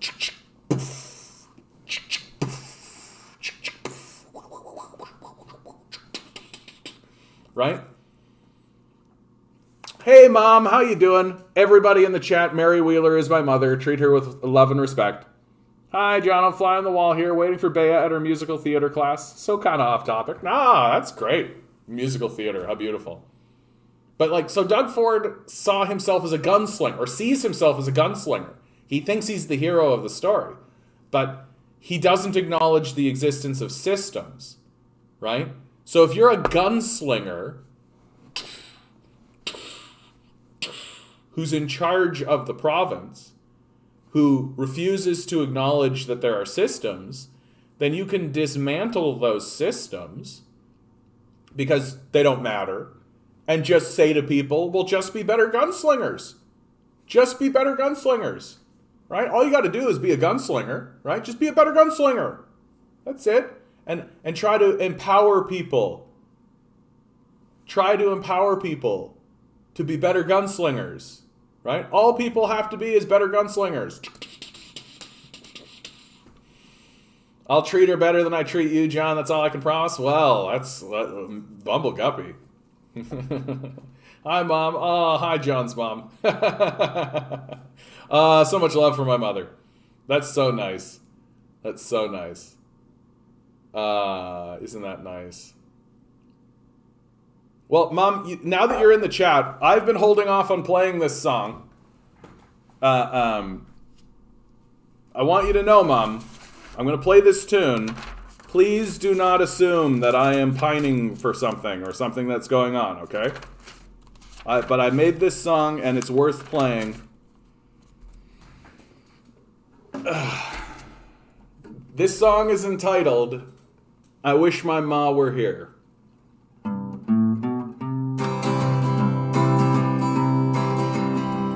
These times they are uncertain, of that there is no doubt, and nobody can tell me what it's all about. The heartbreak and the loneliness, the chaos and the fear will make even the strongest cry, I wish my ma was here. A young man on a battlefield fights for a rich man's gold. The bullet cracks into his spine, he knows he won't grow old. And as the tears come streaming down, at once his mind goes clear. The war was fought for nothing, he cries, I wish my ma was here. A lively story well in hand, a joke to soothe your soul. And should it come to arguing, she forgives and lets it go. And when I cried, she held me, told me it's okay, my dear. And as we face these darkened days, I wish my ma was here. And as we march into the streets, as all the righteous do, we'll raise our voices to the sky. They cannot stop the truth. And as we tear their structures down, with victory we'll cheer. We made the world a better place, and I wish my mom made the world a better place, and I wish my ma was here.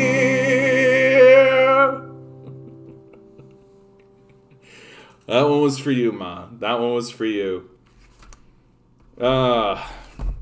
Please don't think you gotta like phone me all of a sudden, Mom, okay? Don't think I'm like over here crying about it.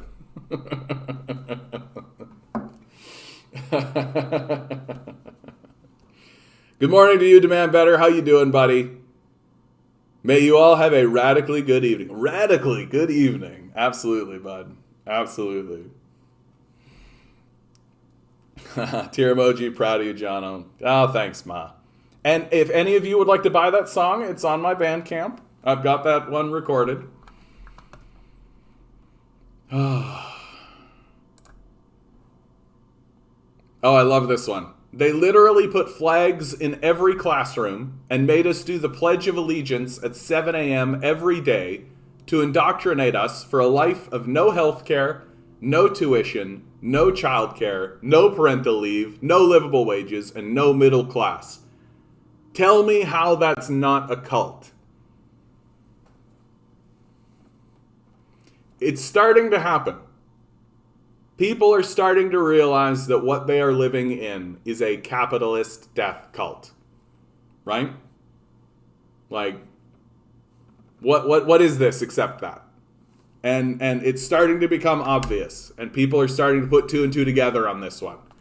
And my hope was that as people start to put two and two together on this, they're going to run into a guy like me who's going to be like, oh yeah, bud, let's talk about this. Let's talk about this. Oh, I'm going to play this one. I'm in the mood to play a song. Especially when my mom's in the chat. When my mom's in the chat, right? I gotta play songs. Let's see if I remember how this one goes. Might be a bit rough, this one, guys, but too bad.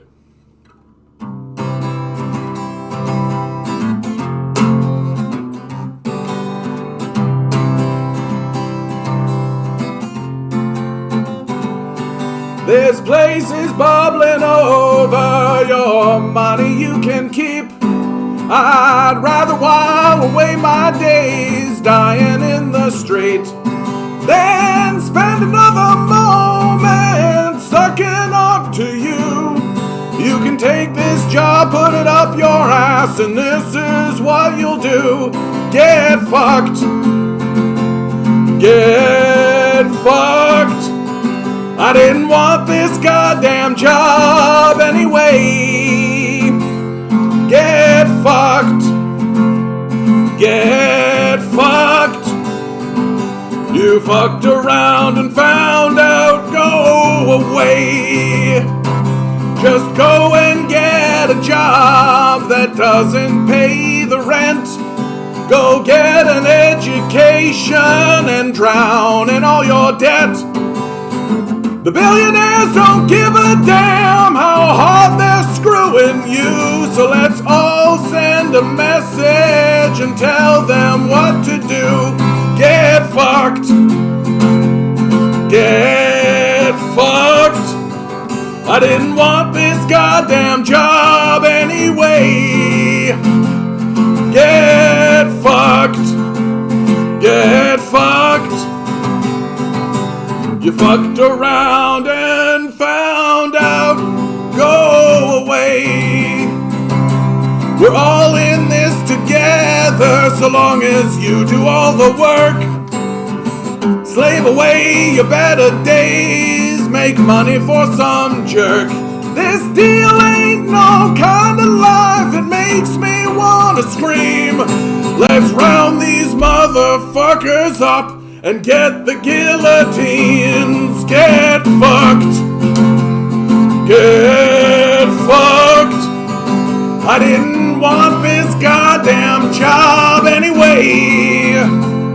Get fucked. Get fucked.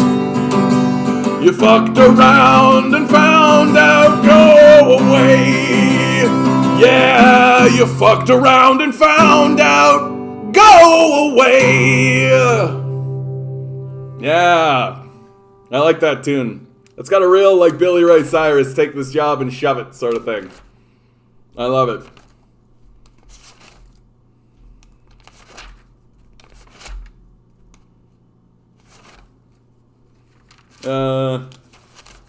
Should I do Psychopath Nation? Should I do Psychopath Nation? What do you guys think?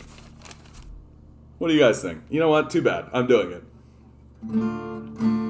Watch what happens when my mom gets in the chat, right? Suddenly everything's, it's like a whole musical thing. Yeah, thanks, Ma. If you like it, Ma, then that's all that matters, right? That's all that matters. That was pretty okay, I guess, John. Shut up, Bumblecopy. You guy. This guy over here.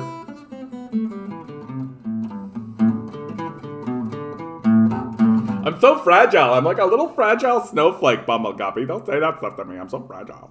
All right.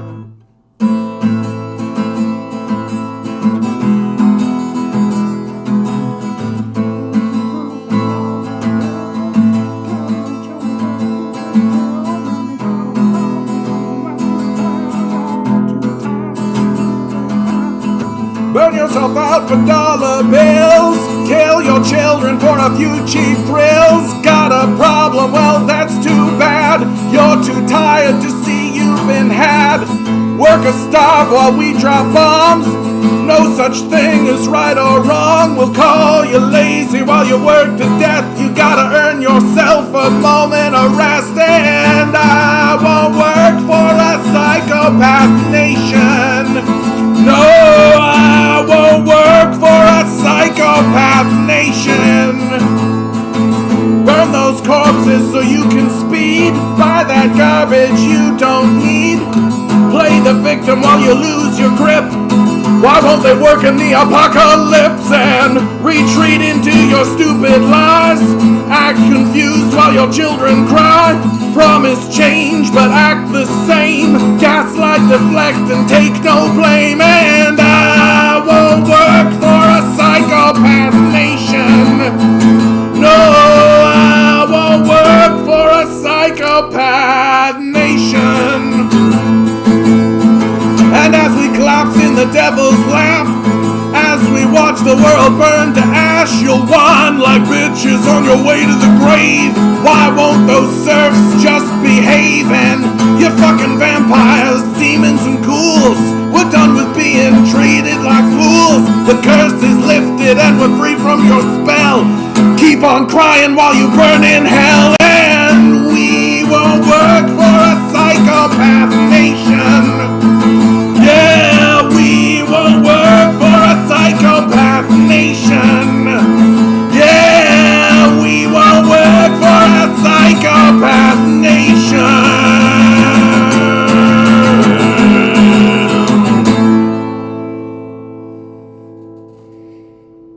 Yeah, psychopath nation. Yeah, that's great. That one feels really nice to play. Fuck this place. Fuck this place. Stupid fucking goddamn fucking shitty stupid face dumb drunk dumb stupid dum-dums. Yeah, I'm articulating myself clearly. You heard me.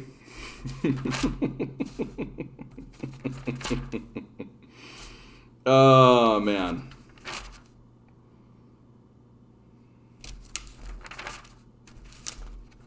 Should I play this one? Very, what is that? It's like a smiling emoji with like a bra on your head? That's what that looks like to me, Ma. That looks like you've put a bra on your head and you're like smiling away about it. All right, I'm gonna play this one. It's a slight change in tone. You guys know me. I've got soft ones, I've got fast ones, I've got all the kind of stuff.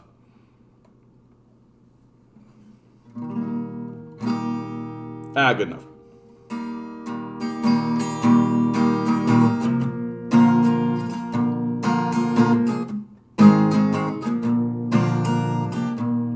Yeah, sorry. Stupid capo not being good. Ugh, all of my equipment sucks.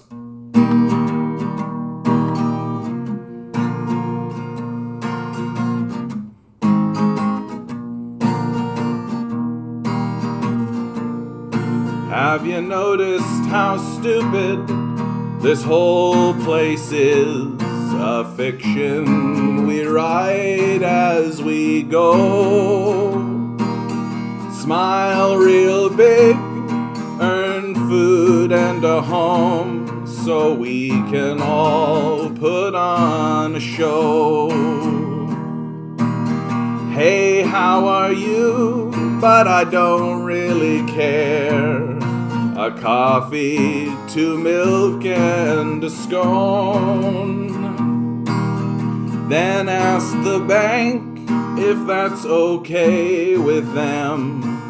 Then goodbye, now leave me alone. This isn't life. This isn't life. A fantasy made just to pass the days. This isn't life. Billions of years since the Big Bang have gone, simply to get us here. The earth threw us up, and we don't know why.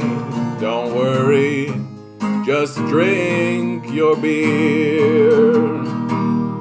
But this isn't life. This isn't life. A fantasy made just to pass the days. This isn't life. I'm too tired to think. I'll just have a drink and wake up to do it again. Then I will ask, what was the point when I finally reach the end? Follow your dreams. Follow your dreams. Don't actually live in reality. Yeah, follow those dreams. Money's not real, but we slave away to prove to the bank we should eat. Pollute the air going to and fro on gardens we paved into streets. This isn't life. This isn't life. A fantasy made just to pass the days. But this isn't life. No, this isn't life. This isn't life. A fantasy made just to pass the days. And this isn't life.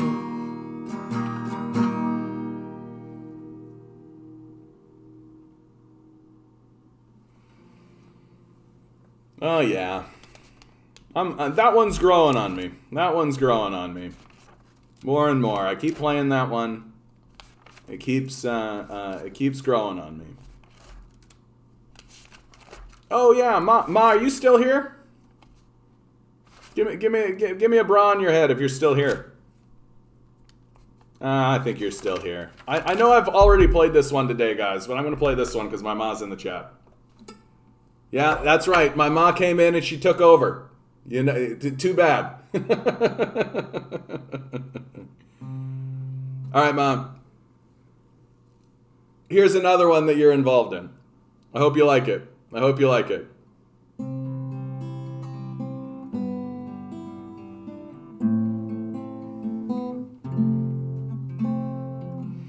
I was just a little boy when my mom and dad divorced.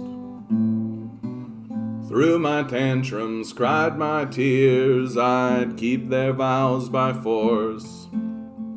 Now that I'm an older man, I see it had to be this way. My parents' love for me still grows each and every day. And time passed me by so swiftly, I could have been a better man.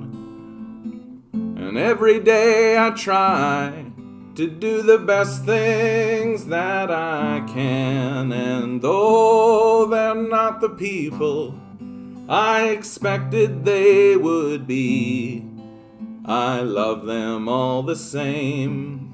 I just want them to be free.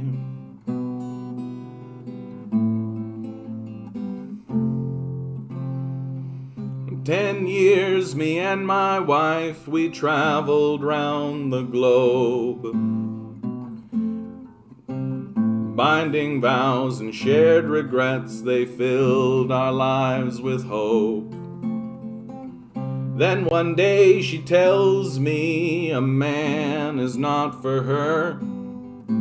Those 10 years are a memory now, but my love for her still stirs. And time passed me by so swiftly, I could have been a better man. And every day I'm trying to do the best things that I can. And though she's not the person I expected she would be, I love her all the same. I just want her to be free.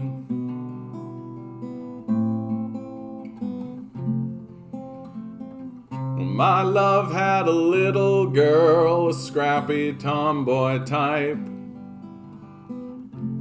I watched her blossom like a flower, but she felt not quite right. Then one day she tells me she's a young man, not a girl.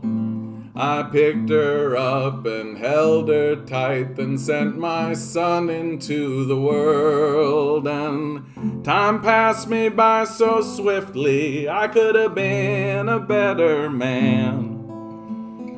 And every day I'm trying to do the best things that I can. And though he's not the person I expected he would be, I love him all the same. I just want him to be free.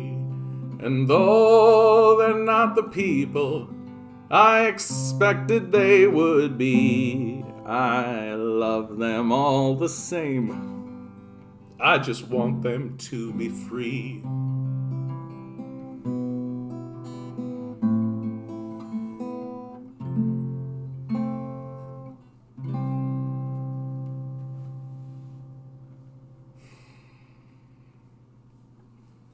This stream has been very nice. This is very nice, Mom, when you're here. I gotta tell you. It's nice to play you these songs. And Bumbleguppy, Mary, your son is smart, articulate, and knowledgeable. He has a good heart, a sharp mind. You did good. We tricked him, Ma. We got him. We tricked him.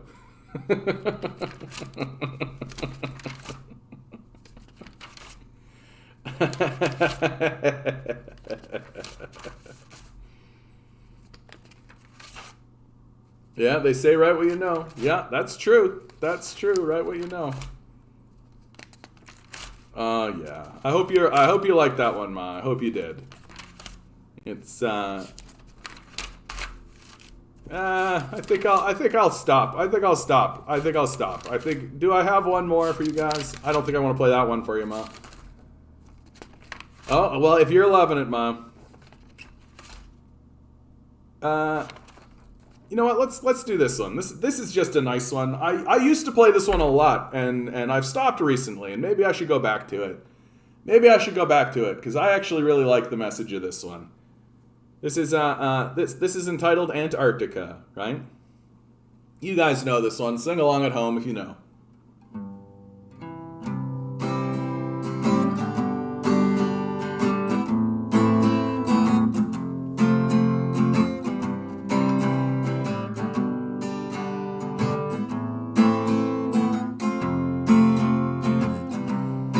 Got asked a question by my niece who's 5 years old. What's the world gonna be like when I'm grown? I looked up at the crimson smoke-filled sky. I thought, what's the harm in telling one more lie? I said, everybody's safe, no one's sitting in the streets. You never need to worry if you're gonna get to eat. And Antarctica is covered in ice, and everybody's happy, and wouldn't that be nice? The burning sun won't leave a paper trail. Why work so hard if it's too big to fail? And what's the point of feeding this machine if it won't make the world in our dreams where everybody's safe, no one's living in the streets? You never need to worry if you're gonna get to eat. And Antarctica is covered in ice, and everybody's happy, and wouldn't that be nice? And I know one day my maker I will meet, when death's sweet kiss comes and sweeps me off my feet. I hope by then I've learned a little more. I'd like this place to be better than before. So everybody's safe, no one's living in the streets. You never need to worry if you're gonna get to eat. And Antarctica is covered in ice, and everybody's happy, and wouldn't that be nice? When everybody's safe, no one's sleeping in the streets. You never need to worry if you're gonna get to eat. And Antarctica is covered in ice, and everybody's happy, and wouldn't that be nice? Wouldn't that be nice? Wouldn't that be nice? Antarctica is covered in ice, and everybody's happy, and wouldn't that be nice?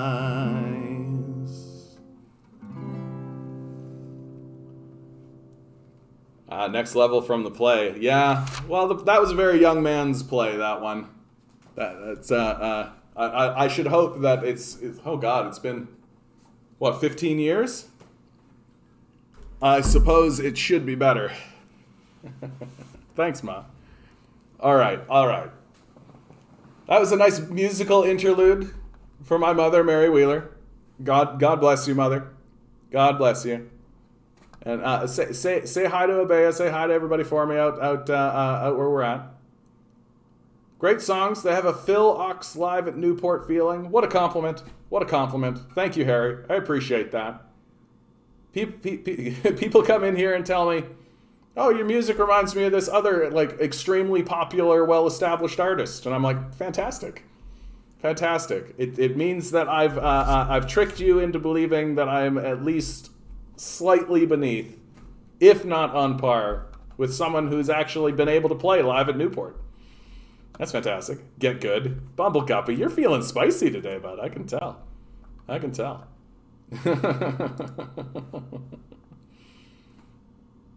Yeah. I just learned that America's current wealth gap is wider than that of France in 1789, right before the Revolution. So that's nice, right? I love sharing these kinds of things because it's like, what is the breaking point? Like, there is a breaking point. It is coming, right?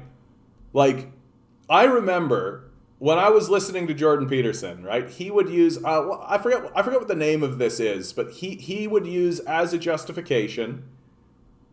Bye, Ma. Good. Thanks for tuning in, man. Thanks for coming in. Thanks for inspiring me to play some tunes for you. That was really nice. Say bye to Bea for me. She's learning Sound of Music tunes. Uh-oh. The hills are alive with the sound of music. Oh.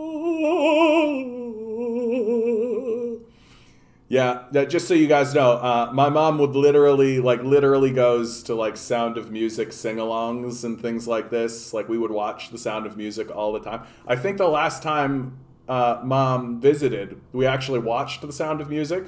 And at first, we put it on kind of as a joke, right? We just kind of put it on, just kind of be like, haha, Ma loves the Sound of Music and all this kind of stuff. I gotta tell you, what a great movie. What a great movie, man. I will absolutely watch the Sound of Music. Anytime anybody wants to be like, hey, John, you want to watch the Sound of Music? I'll be like, fuck yeah, let's go. Let's go. Separating the wealthy from their money is the compromise. Yeah, exactly. Because it's either separating the money from the wealthy or the heads from the wealthy, right? They can decide. But what it indicates, okay? What it does indicate, like, right. So Peterson was walking around for a very brief period of time using like a scientific formula, and I forget the name of the formula. That drives me crazy. To justify wealth inequality, right? He would say that, like, oh, you can see in natural systems all over the place that, like, a very small amount of energy is in a small group within the larger structure is actually what has all the energy and what's actually doing all the work, right? And he would use, as a justification for this, forests. That in forests, there's actually a small group of the trees that are growing larger and taking kind of over the rest of the forest and end up being kind of the center of the forest and all of this kind of stuff. And he would sort of finish it with this, like, and therefore it makes sense that in human societies there's also inequality and so on and so forth. And when I heard him say this, I literally, the Pareto distribution, you nailed it. Thanks, Loaf. Thanks, bud. The Pareto distribution, right? That energy is distributed unequally within systems and it's smaller groups that actually are responsible for the most of the productivity and all this kind of stuff. And he pointed out that forests are the one, are this kind of thing. And immediately I thought to myself, do you know what happens in forests? That if you just let this Pareto distribution happen in a forest, the outcome is wildfires. The outcome is wildfires. If you let the Pareto distribution happen in a forest naturally, the natural outcome is a wildfire, Peterson. There's a reason he stopped using it. Sounds pretty infantile, to be honest. Yeah, it is infantile because it's incomplete. Right? The Pareto distribution exists in forests, and so it makes sense that it exists in our society too, and that's fine. End of conversation. Well, if we actually use your fucking point, which is dumb, by the way. Like, I hate it when people do this. When they, like, look at nature and say, oh, that exists in nature, and so that's completely fine that it exists in our society. It's like, really, dude? Because there are all kinds of shit that happens in nature that you would not tolerate for a second. And if you did, I would think you were a monster. Did you know that koala, right? Cute little adorable koala, yeah? The way that they propagate the species is primarily through rape. That a male koala will just jump a female koala, rape her, impregnate her, and then abandon her to raise the child on her own. That's how koalas do that shit. Legalize rape, Peterson? Is that what we're arguing for? So you can create anything. You can create anything out of nature. If you want any structure, or any system, or any argument you want. And the reason you can do that is because nature is actually extremely complex and extremely weird, right? And what's frustrating about this argument is that it's being made by people who actually say that free will exists, right? Who believe in individualism and free will and the free kind of thing. But it's this argument of like, it's like a eugenics style argument, that it's inevitable. It's just fate. We have this built in us. We can't do anything about it. We just need to accept it, although you have free will. Right? So it's incoherent on the face of it. Like, and that's the thing that drives me the most crazy about these Petersonians and all this kind of stuff. And they've steadily started to back off the natural argument because of exactly people like me. Saying it makes your entire argument incoherent. Right? It's completely incoherent. Yet the outcome is a monoculture that one pathogen wipes out. Exactly. Yeah, exactly. First humans were wolves, then they're lobsters, and now they're trees? Yeah. Well, when you're grasping at straws, right? When you're grasping at straws, when you don't actually have a firm grip or an actual analysis of how the structure of your society looks, right? That's my big thing with these like right-wingers, like your Shapiros and your Crowders and all this kind of stuff. They don't have a grip on what their society actually looks like, right? They don't have an analysis. That everything is just about your own individual power. And it's like, essentially the argument of the fascist, right? You're the hero of your own narrative. Author your own fate, right? Like all this kind of dumb bullshit that ultimately is like, excuse me, you genuinely think that you can author your own fate? What evidence do you have to support such an idea? Did you author your own fate when you were born a straight white man? Did you author your own fate when you were born? What part of being born into the circumstances that you find yourself was you authoring your own fate? Okay, just quick question for you. Anyway. The thing that's really annoying about that Pareto distribution point is that it's highly technical and extremely nerdy, and it requires that somebody knows a lot about Peterson and then cares a lot about Peterson for it to actually land. But I think it's a really scathing point. I think it's just really like, oh, I got him. Like, I completely get him with this Pareto distribution point. And I can never bring it up. It just never works anywhere. Because nobody cares. Everybody's just like, yeah, whatever. Nerds. And I'm like, fuck. A snail can sleep for up to 3 years. Should humans try to do that? Yes. Yes, Mocked. That sounds great. Yes, I would like to try that snail philosophy. Thank you very much.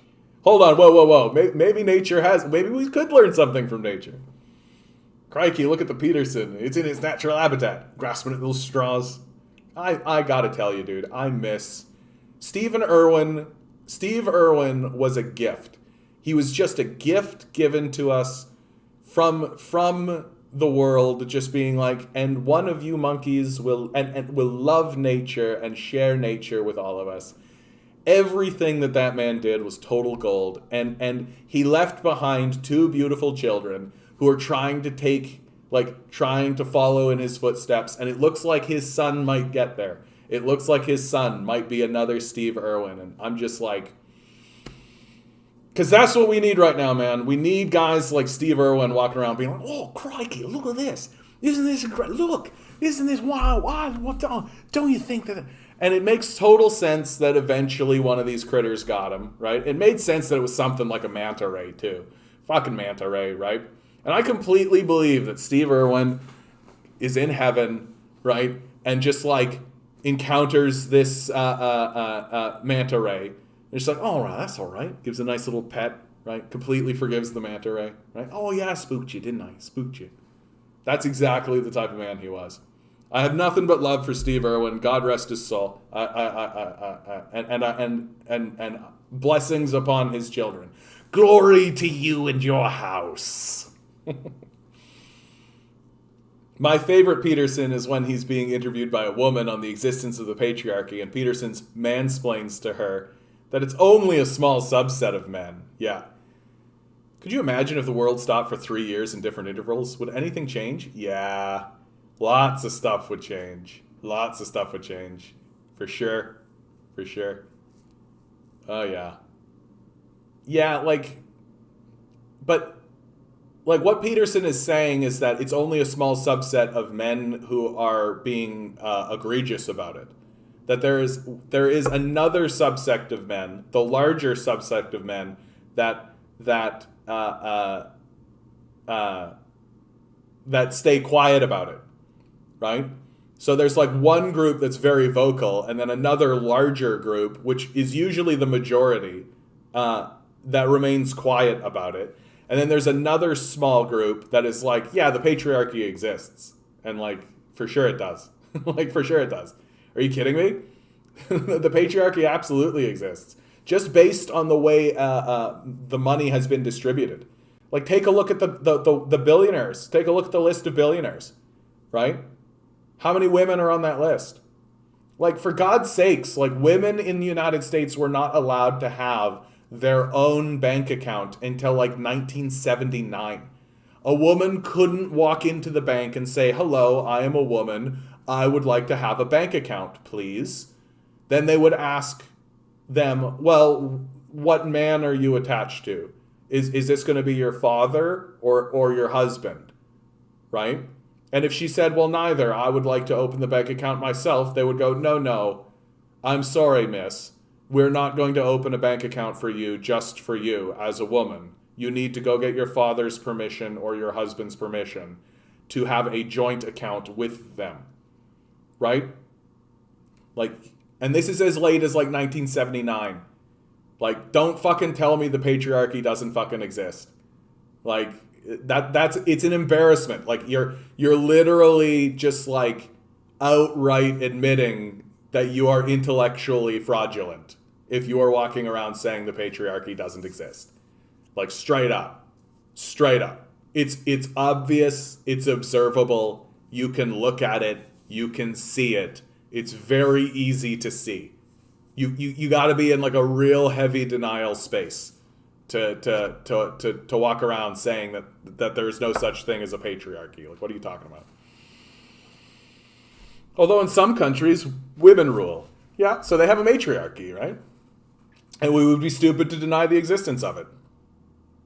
My favorite channel on YouTube is A Crime Pays, but Botany Doesn't, where a guy with a foul mouth and a Chicago accent shows plants in their natural environment. Great enthusiasm. Dude, sold. You just sold the shit out of me. Let's go. YouTube. Crime Pays, but Botany Doesn't. Stop humanity. I already love this guy. Subscribe. Easy. This is an easy subscription. Here, let's go. Hopefully I can actually play this guy's stuff. I'm just going to play enough just to get a tone. Fucking cat. Perfect. Hold on! God, Yeah, the metal chains and yeah, stuff. through the nose and whatnot. No, this is definitely like Here we go. This is what we're looking for. A little further down the road, look, we got an accumulation of metamorphosed sedimentary rocks, it appears. Looks like some slates and what the shit. Maybe it's not cooked. I don't know. Who knows? Either way, sedimentary rocks. Oh, look, just a little talus pile. Right here on the side of the road, we got some of the beetle daisies, as they're colloquially known. You can see because their ligules mimic beetles hanging out on the edge of that perianth right there. You can see those little black spots. Almost fooled me. I mean, when you're standing 4 feet above these things, they actually do look like beetles. It's pretty remarkable. But then when you get close, you can see it's just the ligules fucking around. I love this guy. I'm in, dude. This guy's hilarious. It's just the ligules, fucking around. Perfect. This is how we should be educated, goddammit.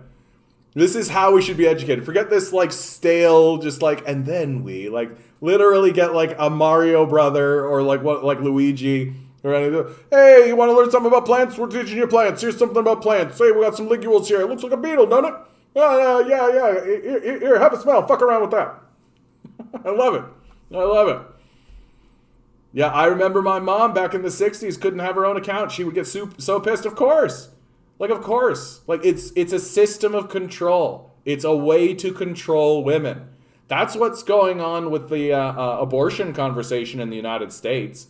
That it's all just underneath the surface, right? Underneath the surface of that entire conversation, it is just the fact that men want to control women's bodies. That's it. Men don't want women. And it's the same thing with the prostitution conversation, right? Men do not want women to have autonomy. They don't want them to have control of their own body under any circumstances. Women cannot just make decisions on their own for their own mental health or financial well-being. That's not part of the conversation. And then guys are walking around saying there's no such thing as the patriarchy. Get fucked. Get fucked. Straight up. Get fucked. That's an embarrassing thing to say. You really do just embarrass yourself saying that shit. If you're not admitting the existence of the patriarchy, then there's no point really having a conversation with you. Because if you're not going to acknowledge that obvious, overt, slap you in the face, it's so fucking obvious system, then you're not going to acknowledge other systems that are obvious and in place as well, right? Systemic racism, for example, right? And the best we can get out of these fucking guys is oh, they're so woke. Fuck off. Ugh. Forget about it. All right, I love this guy. I'm gonna keep this guy on tap. That's great. I got to remind myself this song, Tom T. Hall. That's how I got to Memphis. You know what song I should really learn is George Strait has a beautiful down in the old western town of El Paso, I fell in love with a Mexican girl. I really love that song. It's a beautiful song. Anyway. Oh yeah, dude, I can't believe I've buried this actually. Oh shit, I should have reported on this way long ago. Oh fuck, I totally forgot about this. So at a TP USA, what is that? Turning Point USA, right? So the mask slipped off at a Turning Point USA event in Idaho earlier this week. Typically, these events is a question and answer section with Charlie Kirk or one of his lieutenants, where rank and file attendees can pose any question to the listener. One attendee asked a question that made the crowd cheer. How many elections are they going to steal before we kill these people? Here's the transcript. You're brave. You're brave for what you say. And the fact that you stand up there and say it, and I appreciate it. I think we all appreciate it, actually, because there's not a lot of people that have the balls to do it. But I want to ask you something a little bit out of the ordinary, so prepare yourself. At this point, we're living under corporate and medical fascism. This is tyranny. When do we get to use the guns? No, and that's not a joke. I'm not saying it like that. I mean literally. Where's the line? How many elections are they going to steal before we kill these people? Charlie Kirk's response. So, hold on, no, stop, because they're clapping. People are clapping at this, right? Now I'm going to denounce that, and I'm going to tell you why. So Charlie Kirk's got a brain in his head. Because you're playing into all their plans, and they're trying to make you do this. That's okay, just hear me out. You started with a compliment, so give me a bit. The booing, right? They're trying to provoke you, and everyone here. They are trying to make you do something that will be violent, that will justify a takeover of your freedoms and liberties, the likes of which we have never seen. We are close to and his response, they're already doing it. Hold on. We're close to having momentum to be able to get this country back on a trajectory using peaceful means that we have at us. Now, I am actually with Kirk on this idea that we should not be using violence. Let me be extremely explicit. This is a communist channel. They are going to use the idea that I am using authoritarian violence as a way to silence me. So I need to explicitly state it many times. I do not think that violent revolution is the path, and I don't think it would work. Peaceful revolution will. Peaceful protest and revolt and non-participation, right, will. So Kirk is correct. Now, here's where it turns, okay? There's a turning point, USA, in this. How's that? Pun intended. And I know that people get fired up. They fear, let me say this very clearly, they fear us holding the line with self-control and discipline, taking over school board meetings. They are the ones that are willing to use federal force against us. That's the reason why violence won't work. Because the state knows how to speak in the language of violence. It understands how to use the language of violence very clearly. It doesn't know what to do if you are moving forward in peace. If you are being obstructionist, if you're digging your heels in, if you're surrounding the halls of power, doesn't know what they do. But Charlie Kirk also exists to diffuse power as well, and you'll see. We are living under fascism. We are living under this tyranny. Sound familiar? Sound familiar? Right? So the right understands what the problem is. Never forget this. This is very important. The right understands what is happening. They don't know what to do about it. Okay? So we agree up until this point. And then there's a turning point where we diverge. And Charlie Kirk, his job is to take people down paths to diffuse their power while simultaneously acknowledging the truth of their situation. But if you think for a second that they're not wanting you all to all of a sudden get to the next level where they're going to say, okay, we need Patriot Act 2.0, if you think that you know Waco is bad, wait till you see they want to do next. What I'm saying is that we have a very fragile balance right now at our current time where we must exhaust every single peaceful mean possible. I will say this, Idaho has not even started to exercise the peaceful means of state sovereignty against the federal government. So his solution is to take over states and take over state power through electoral processes. That's what Charlie Kirk is doing. His attempt is to funnel people away from the streets, away from surrounding the halls of power, right? And to funnel them instead into the halls of power where their power can be diffused. That's Charlie Kirk's job and his role. And he's doing an extremely good job of it. The governor of Idaho could sign an executive order that says there are no vaccine mandates for private or public for anyone. It's not going to happen. He could do it right now. Number two, the governor of Idaho. So it's all about taking over the governorship, right? Yeah, balkanize America. Exactly, Victini. You've nailed it. Good to see you, by the way. You think this regime has all of a sudden sprung into action? Wait until they get what they want. They want that. Why would we give it to them? I just want to know where's the line. The line is when we exhaust every single one of our state ability to push back against what's happening. We haven't even started, right? I think we're teetering at the edge of a regime that knows that good and decent Americans are going to get to the place in the movie Network. I'm mad as hell and I'm not going to take it anymore, right? Well, there's a deeper game at play. And so the whole part, and then this is the critique, and what annoys me about the critique of this is that it excludes the reality that, like, Kirk is correct and the right is correct, okay, when they are talking about what is happening. That America has fallen into fascism, right? It has fallen into all of this. But what do you do about it, right? Well, Kirk's prescription is, oh, we'll just take over state legislatures. As if the billionaire class cares about that at all. As if the billionaire class isn't going to get exactly what it wants. So all he's doing is taking angry people who are saying out loud, when do we start shooting? And he's taking those angry people and funneling them down passages that will not work, that will fail, and will result in these people growing more and more frustrated and eventually starting to shoot. The only solution we have left, is to organize peaceful protests to surround the halls of power permanently. There is no other solution left to us.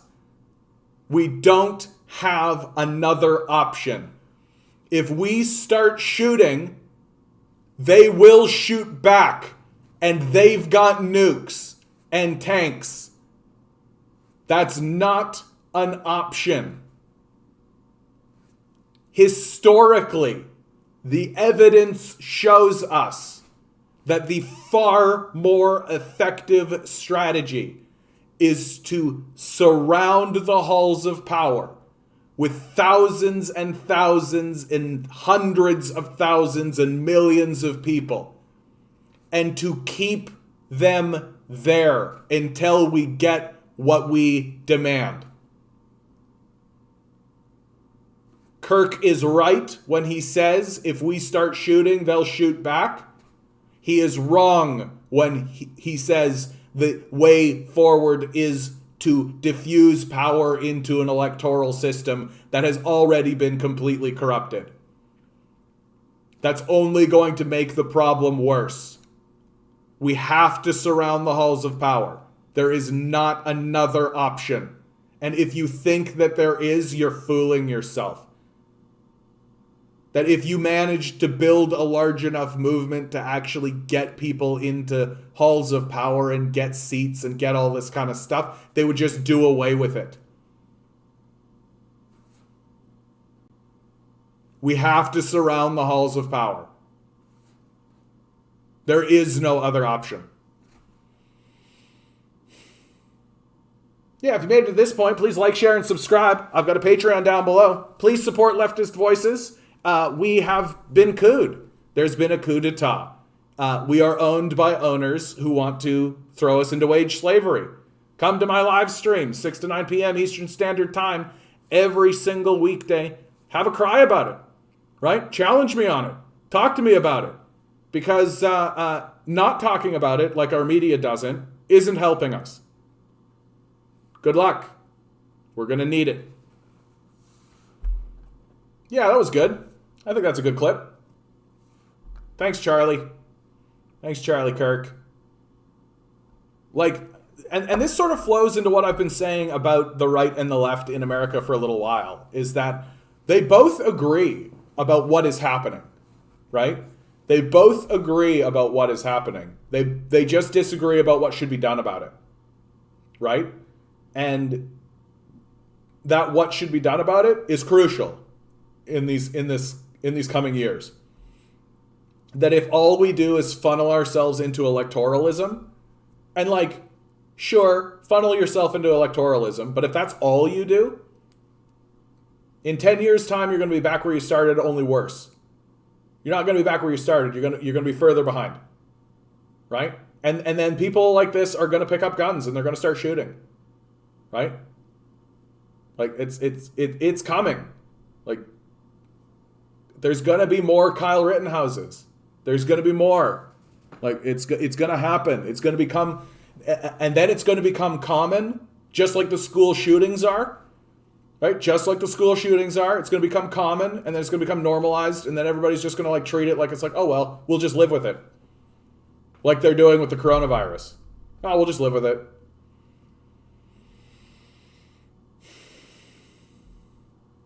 Back in the 80s, North Idaho was the home of a quite famous neo-Nazi compound.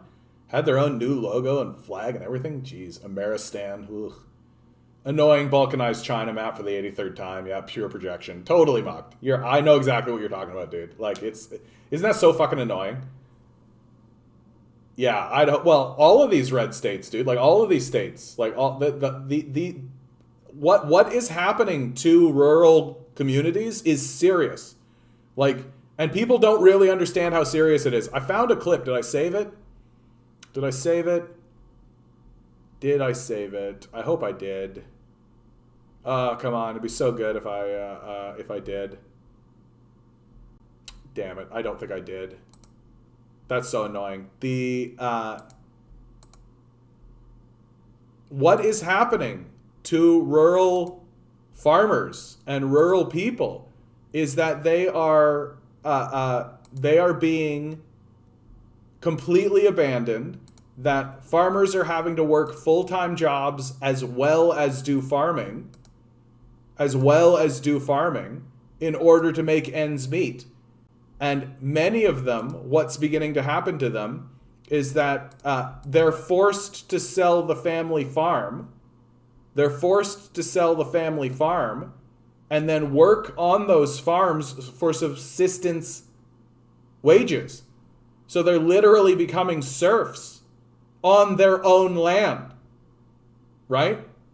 Like, this is very, very serious what's happening in America, and people are not talking about it at all.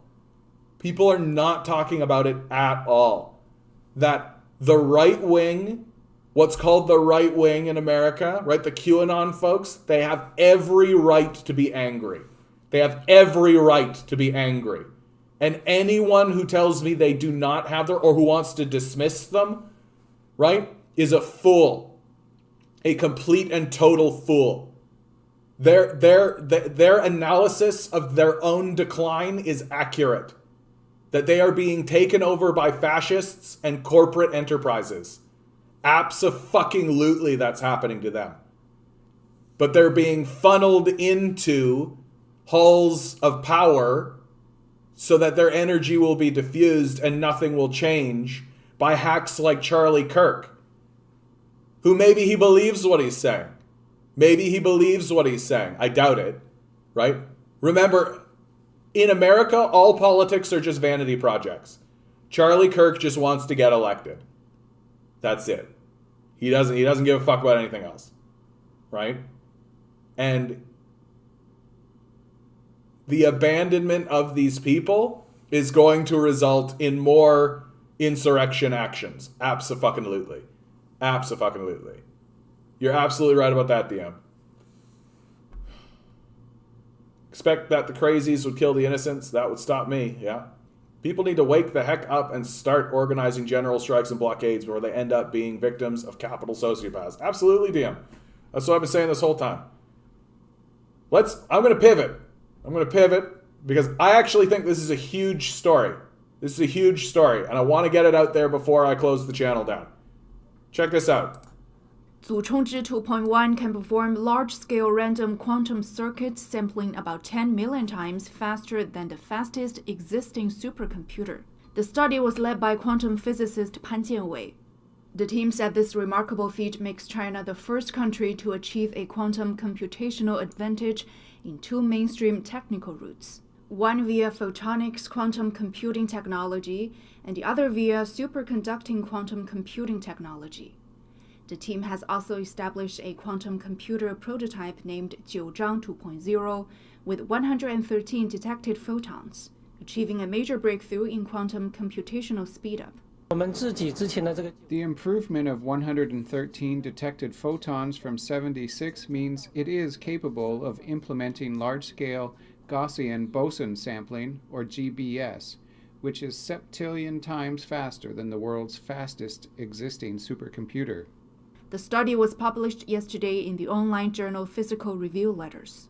In the next step, we hope to realize fault-tolerating quantum computing and use quantum computing to solve some major and valuable science and technology questions.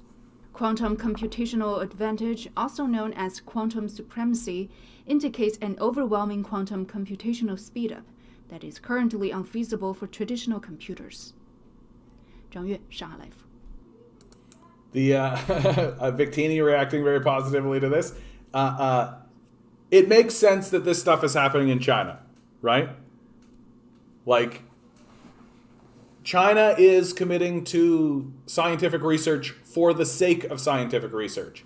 It's the same reason why the Soviets were able to be the first people into space, right? The Soviets were the first people into space because they committed to doing it. They wanted to do it and they did it, right? They didn't need to sell it to anyone. They didn't need to create a product in order to make somebody rich. They committed to scientific research for the sake of scientific research. That's what they are doing. And what are we doing here in the West? What are we doing here in the West? Well, if you can't prove that the thing you want to investigate is possible to be investigated and be created, then no one's going to invest money into its creation, and so it doesn't happen. That all of our academics, I know people, I have friends who work in the university systems, and all of them are telling me that their main job is to be fundraisers, that they're spending most of their time not researching, not focusing on projects, not doing any of that kind of hard work, the tedious work of creating these sorts of things or focusing or researching any of this stuff. They're fucking phoning people and trying to get money. That's what they're doing with their time. Meanwhile, China is literally just saying, you are scientists, be scientists. Stand in this room and do science.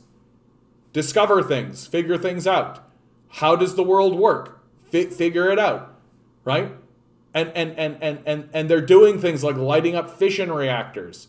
They're doing things like having quantum breakthroughs, right? They're making us look like idiots. And guess why? Because we are. Because we haven't figured out that the way you actually research and the way that you actually do science and the way that you actually succeed in science is just by letting people do it. Right? You just let them do it. And don't distract them. Don't disturb them. Don't necessarily even have an end goal. Don't even necessarily be like, make this idea work. Literally just let people investigate the quantum energy and see what it can do and see what can happen. See if you can harness it. Figure things out. Make mistakes. Just fail. Fail and fail and fail and fail. Fail better. Fail again. Fail better. Right? That's how this actually works. Right? But our system of withholding funding unless someone can prove that the invention they intend to invent can be invented before they even begin researching the possibility is a failure. And it's going to become extremely obvious that it is a failure. It's going to become extremely obvious very soon. Like, if the Chinese are making breakthroughs in quantum technology on this scale, like, the conversation's over. Like, it's over. And there's no sign that the Americans are going to pivot on this. There's no sign that Canada is going to pivot on this. Like, there's no sign that we're going to suddenly be like, oh, maybe we should actually do research. No sign that that's coming.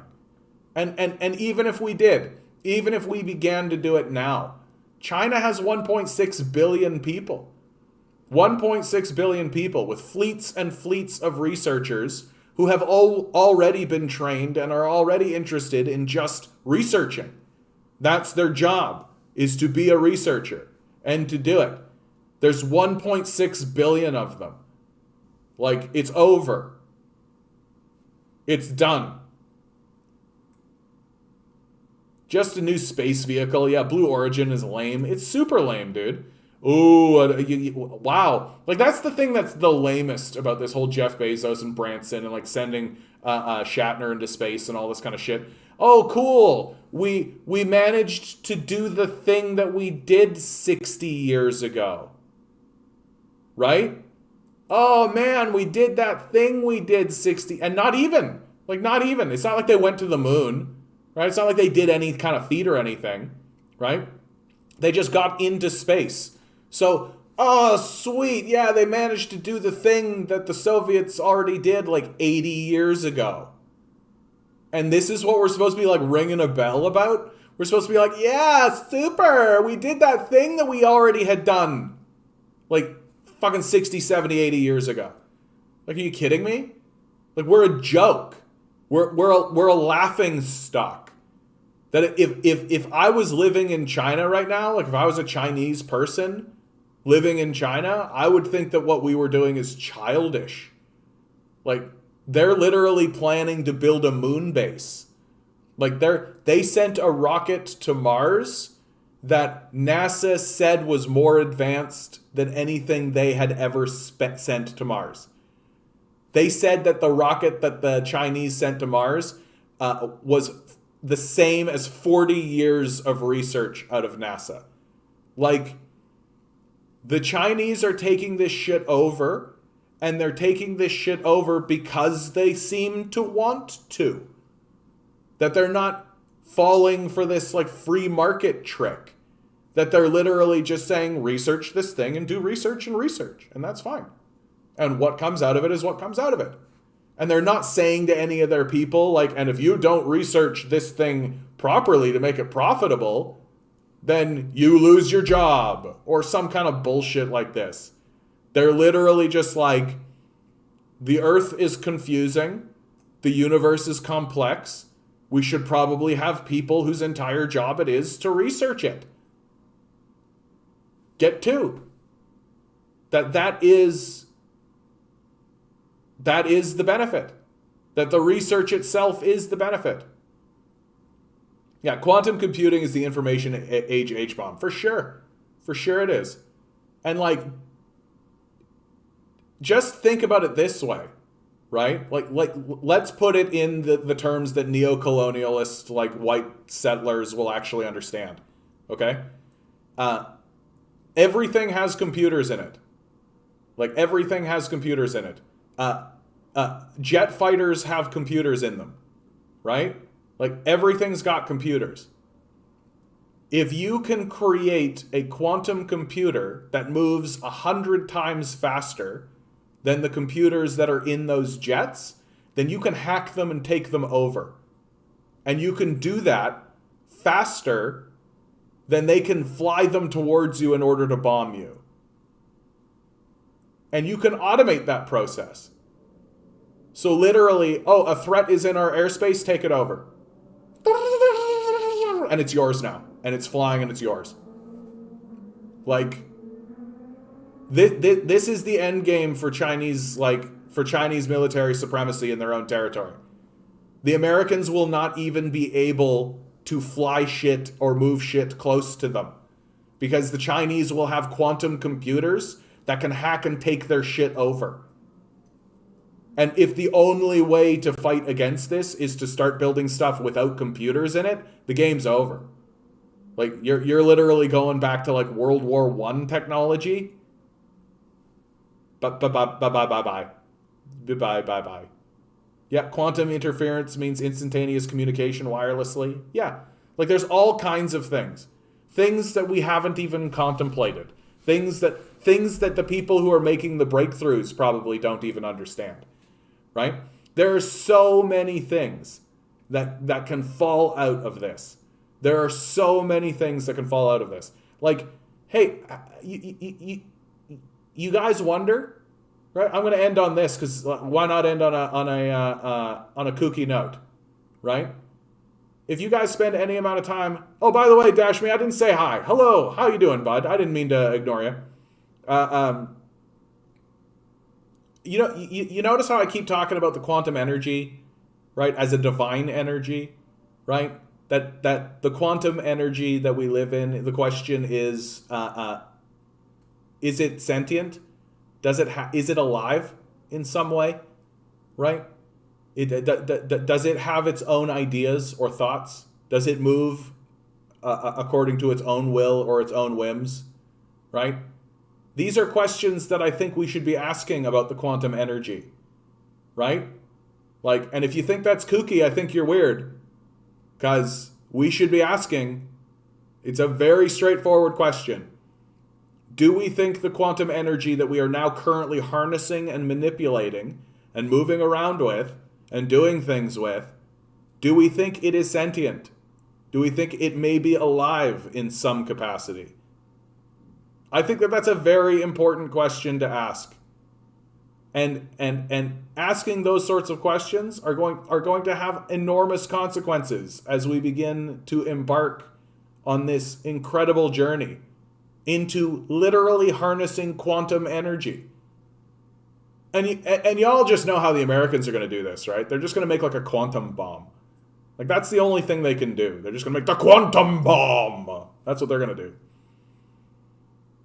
Americans can't understand that the USSR nuclear program and China's military buildup is defensive. Yeah, capital would crush them if they didn't, of course. Like, you can see their plans, right? That if it wasn't for the USSR building a nuclear bomb, right? If it wasn't for the fact that they built the nuclear bomb, Russia would have been destroyed, right? And that's Winston Churchill. That's his plan. Yeah, Battlefield 4 really didn't age well, for sure, dude, for sure. All right, guys, we've reached the end. I think I'm going to bring this one back tomorrow. I'm going to talk more about this one because this ties into like major shit. And there's a couple other things that I didn't get to touch on. So we'll loop back around on some of these stories. Yeah, isn't it funny how some days there's like nothing and then some days there's like everything? Oh well, such is life. Such is life. Hi, bye. Yeah. All right, guys. Always remember, you are a quantum being standing around in quantum energy. These guys are doing everything they can to gaslight you into believing something else is going on. Don't let them. Good luck. We're going to need it.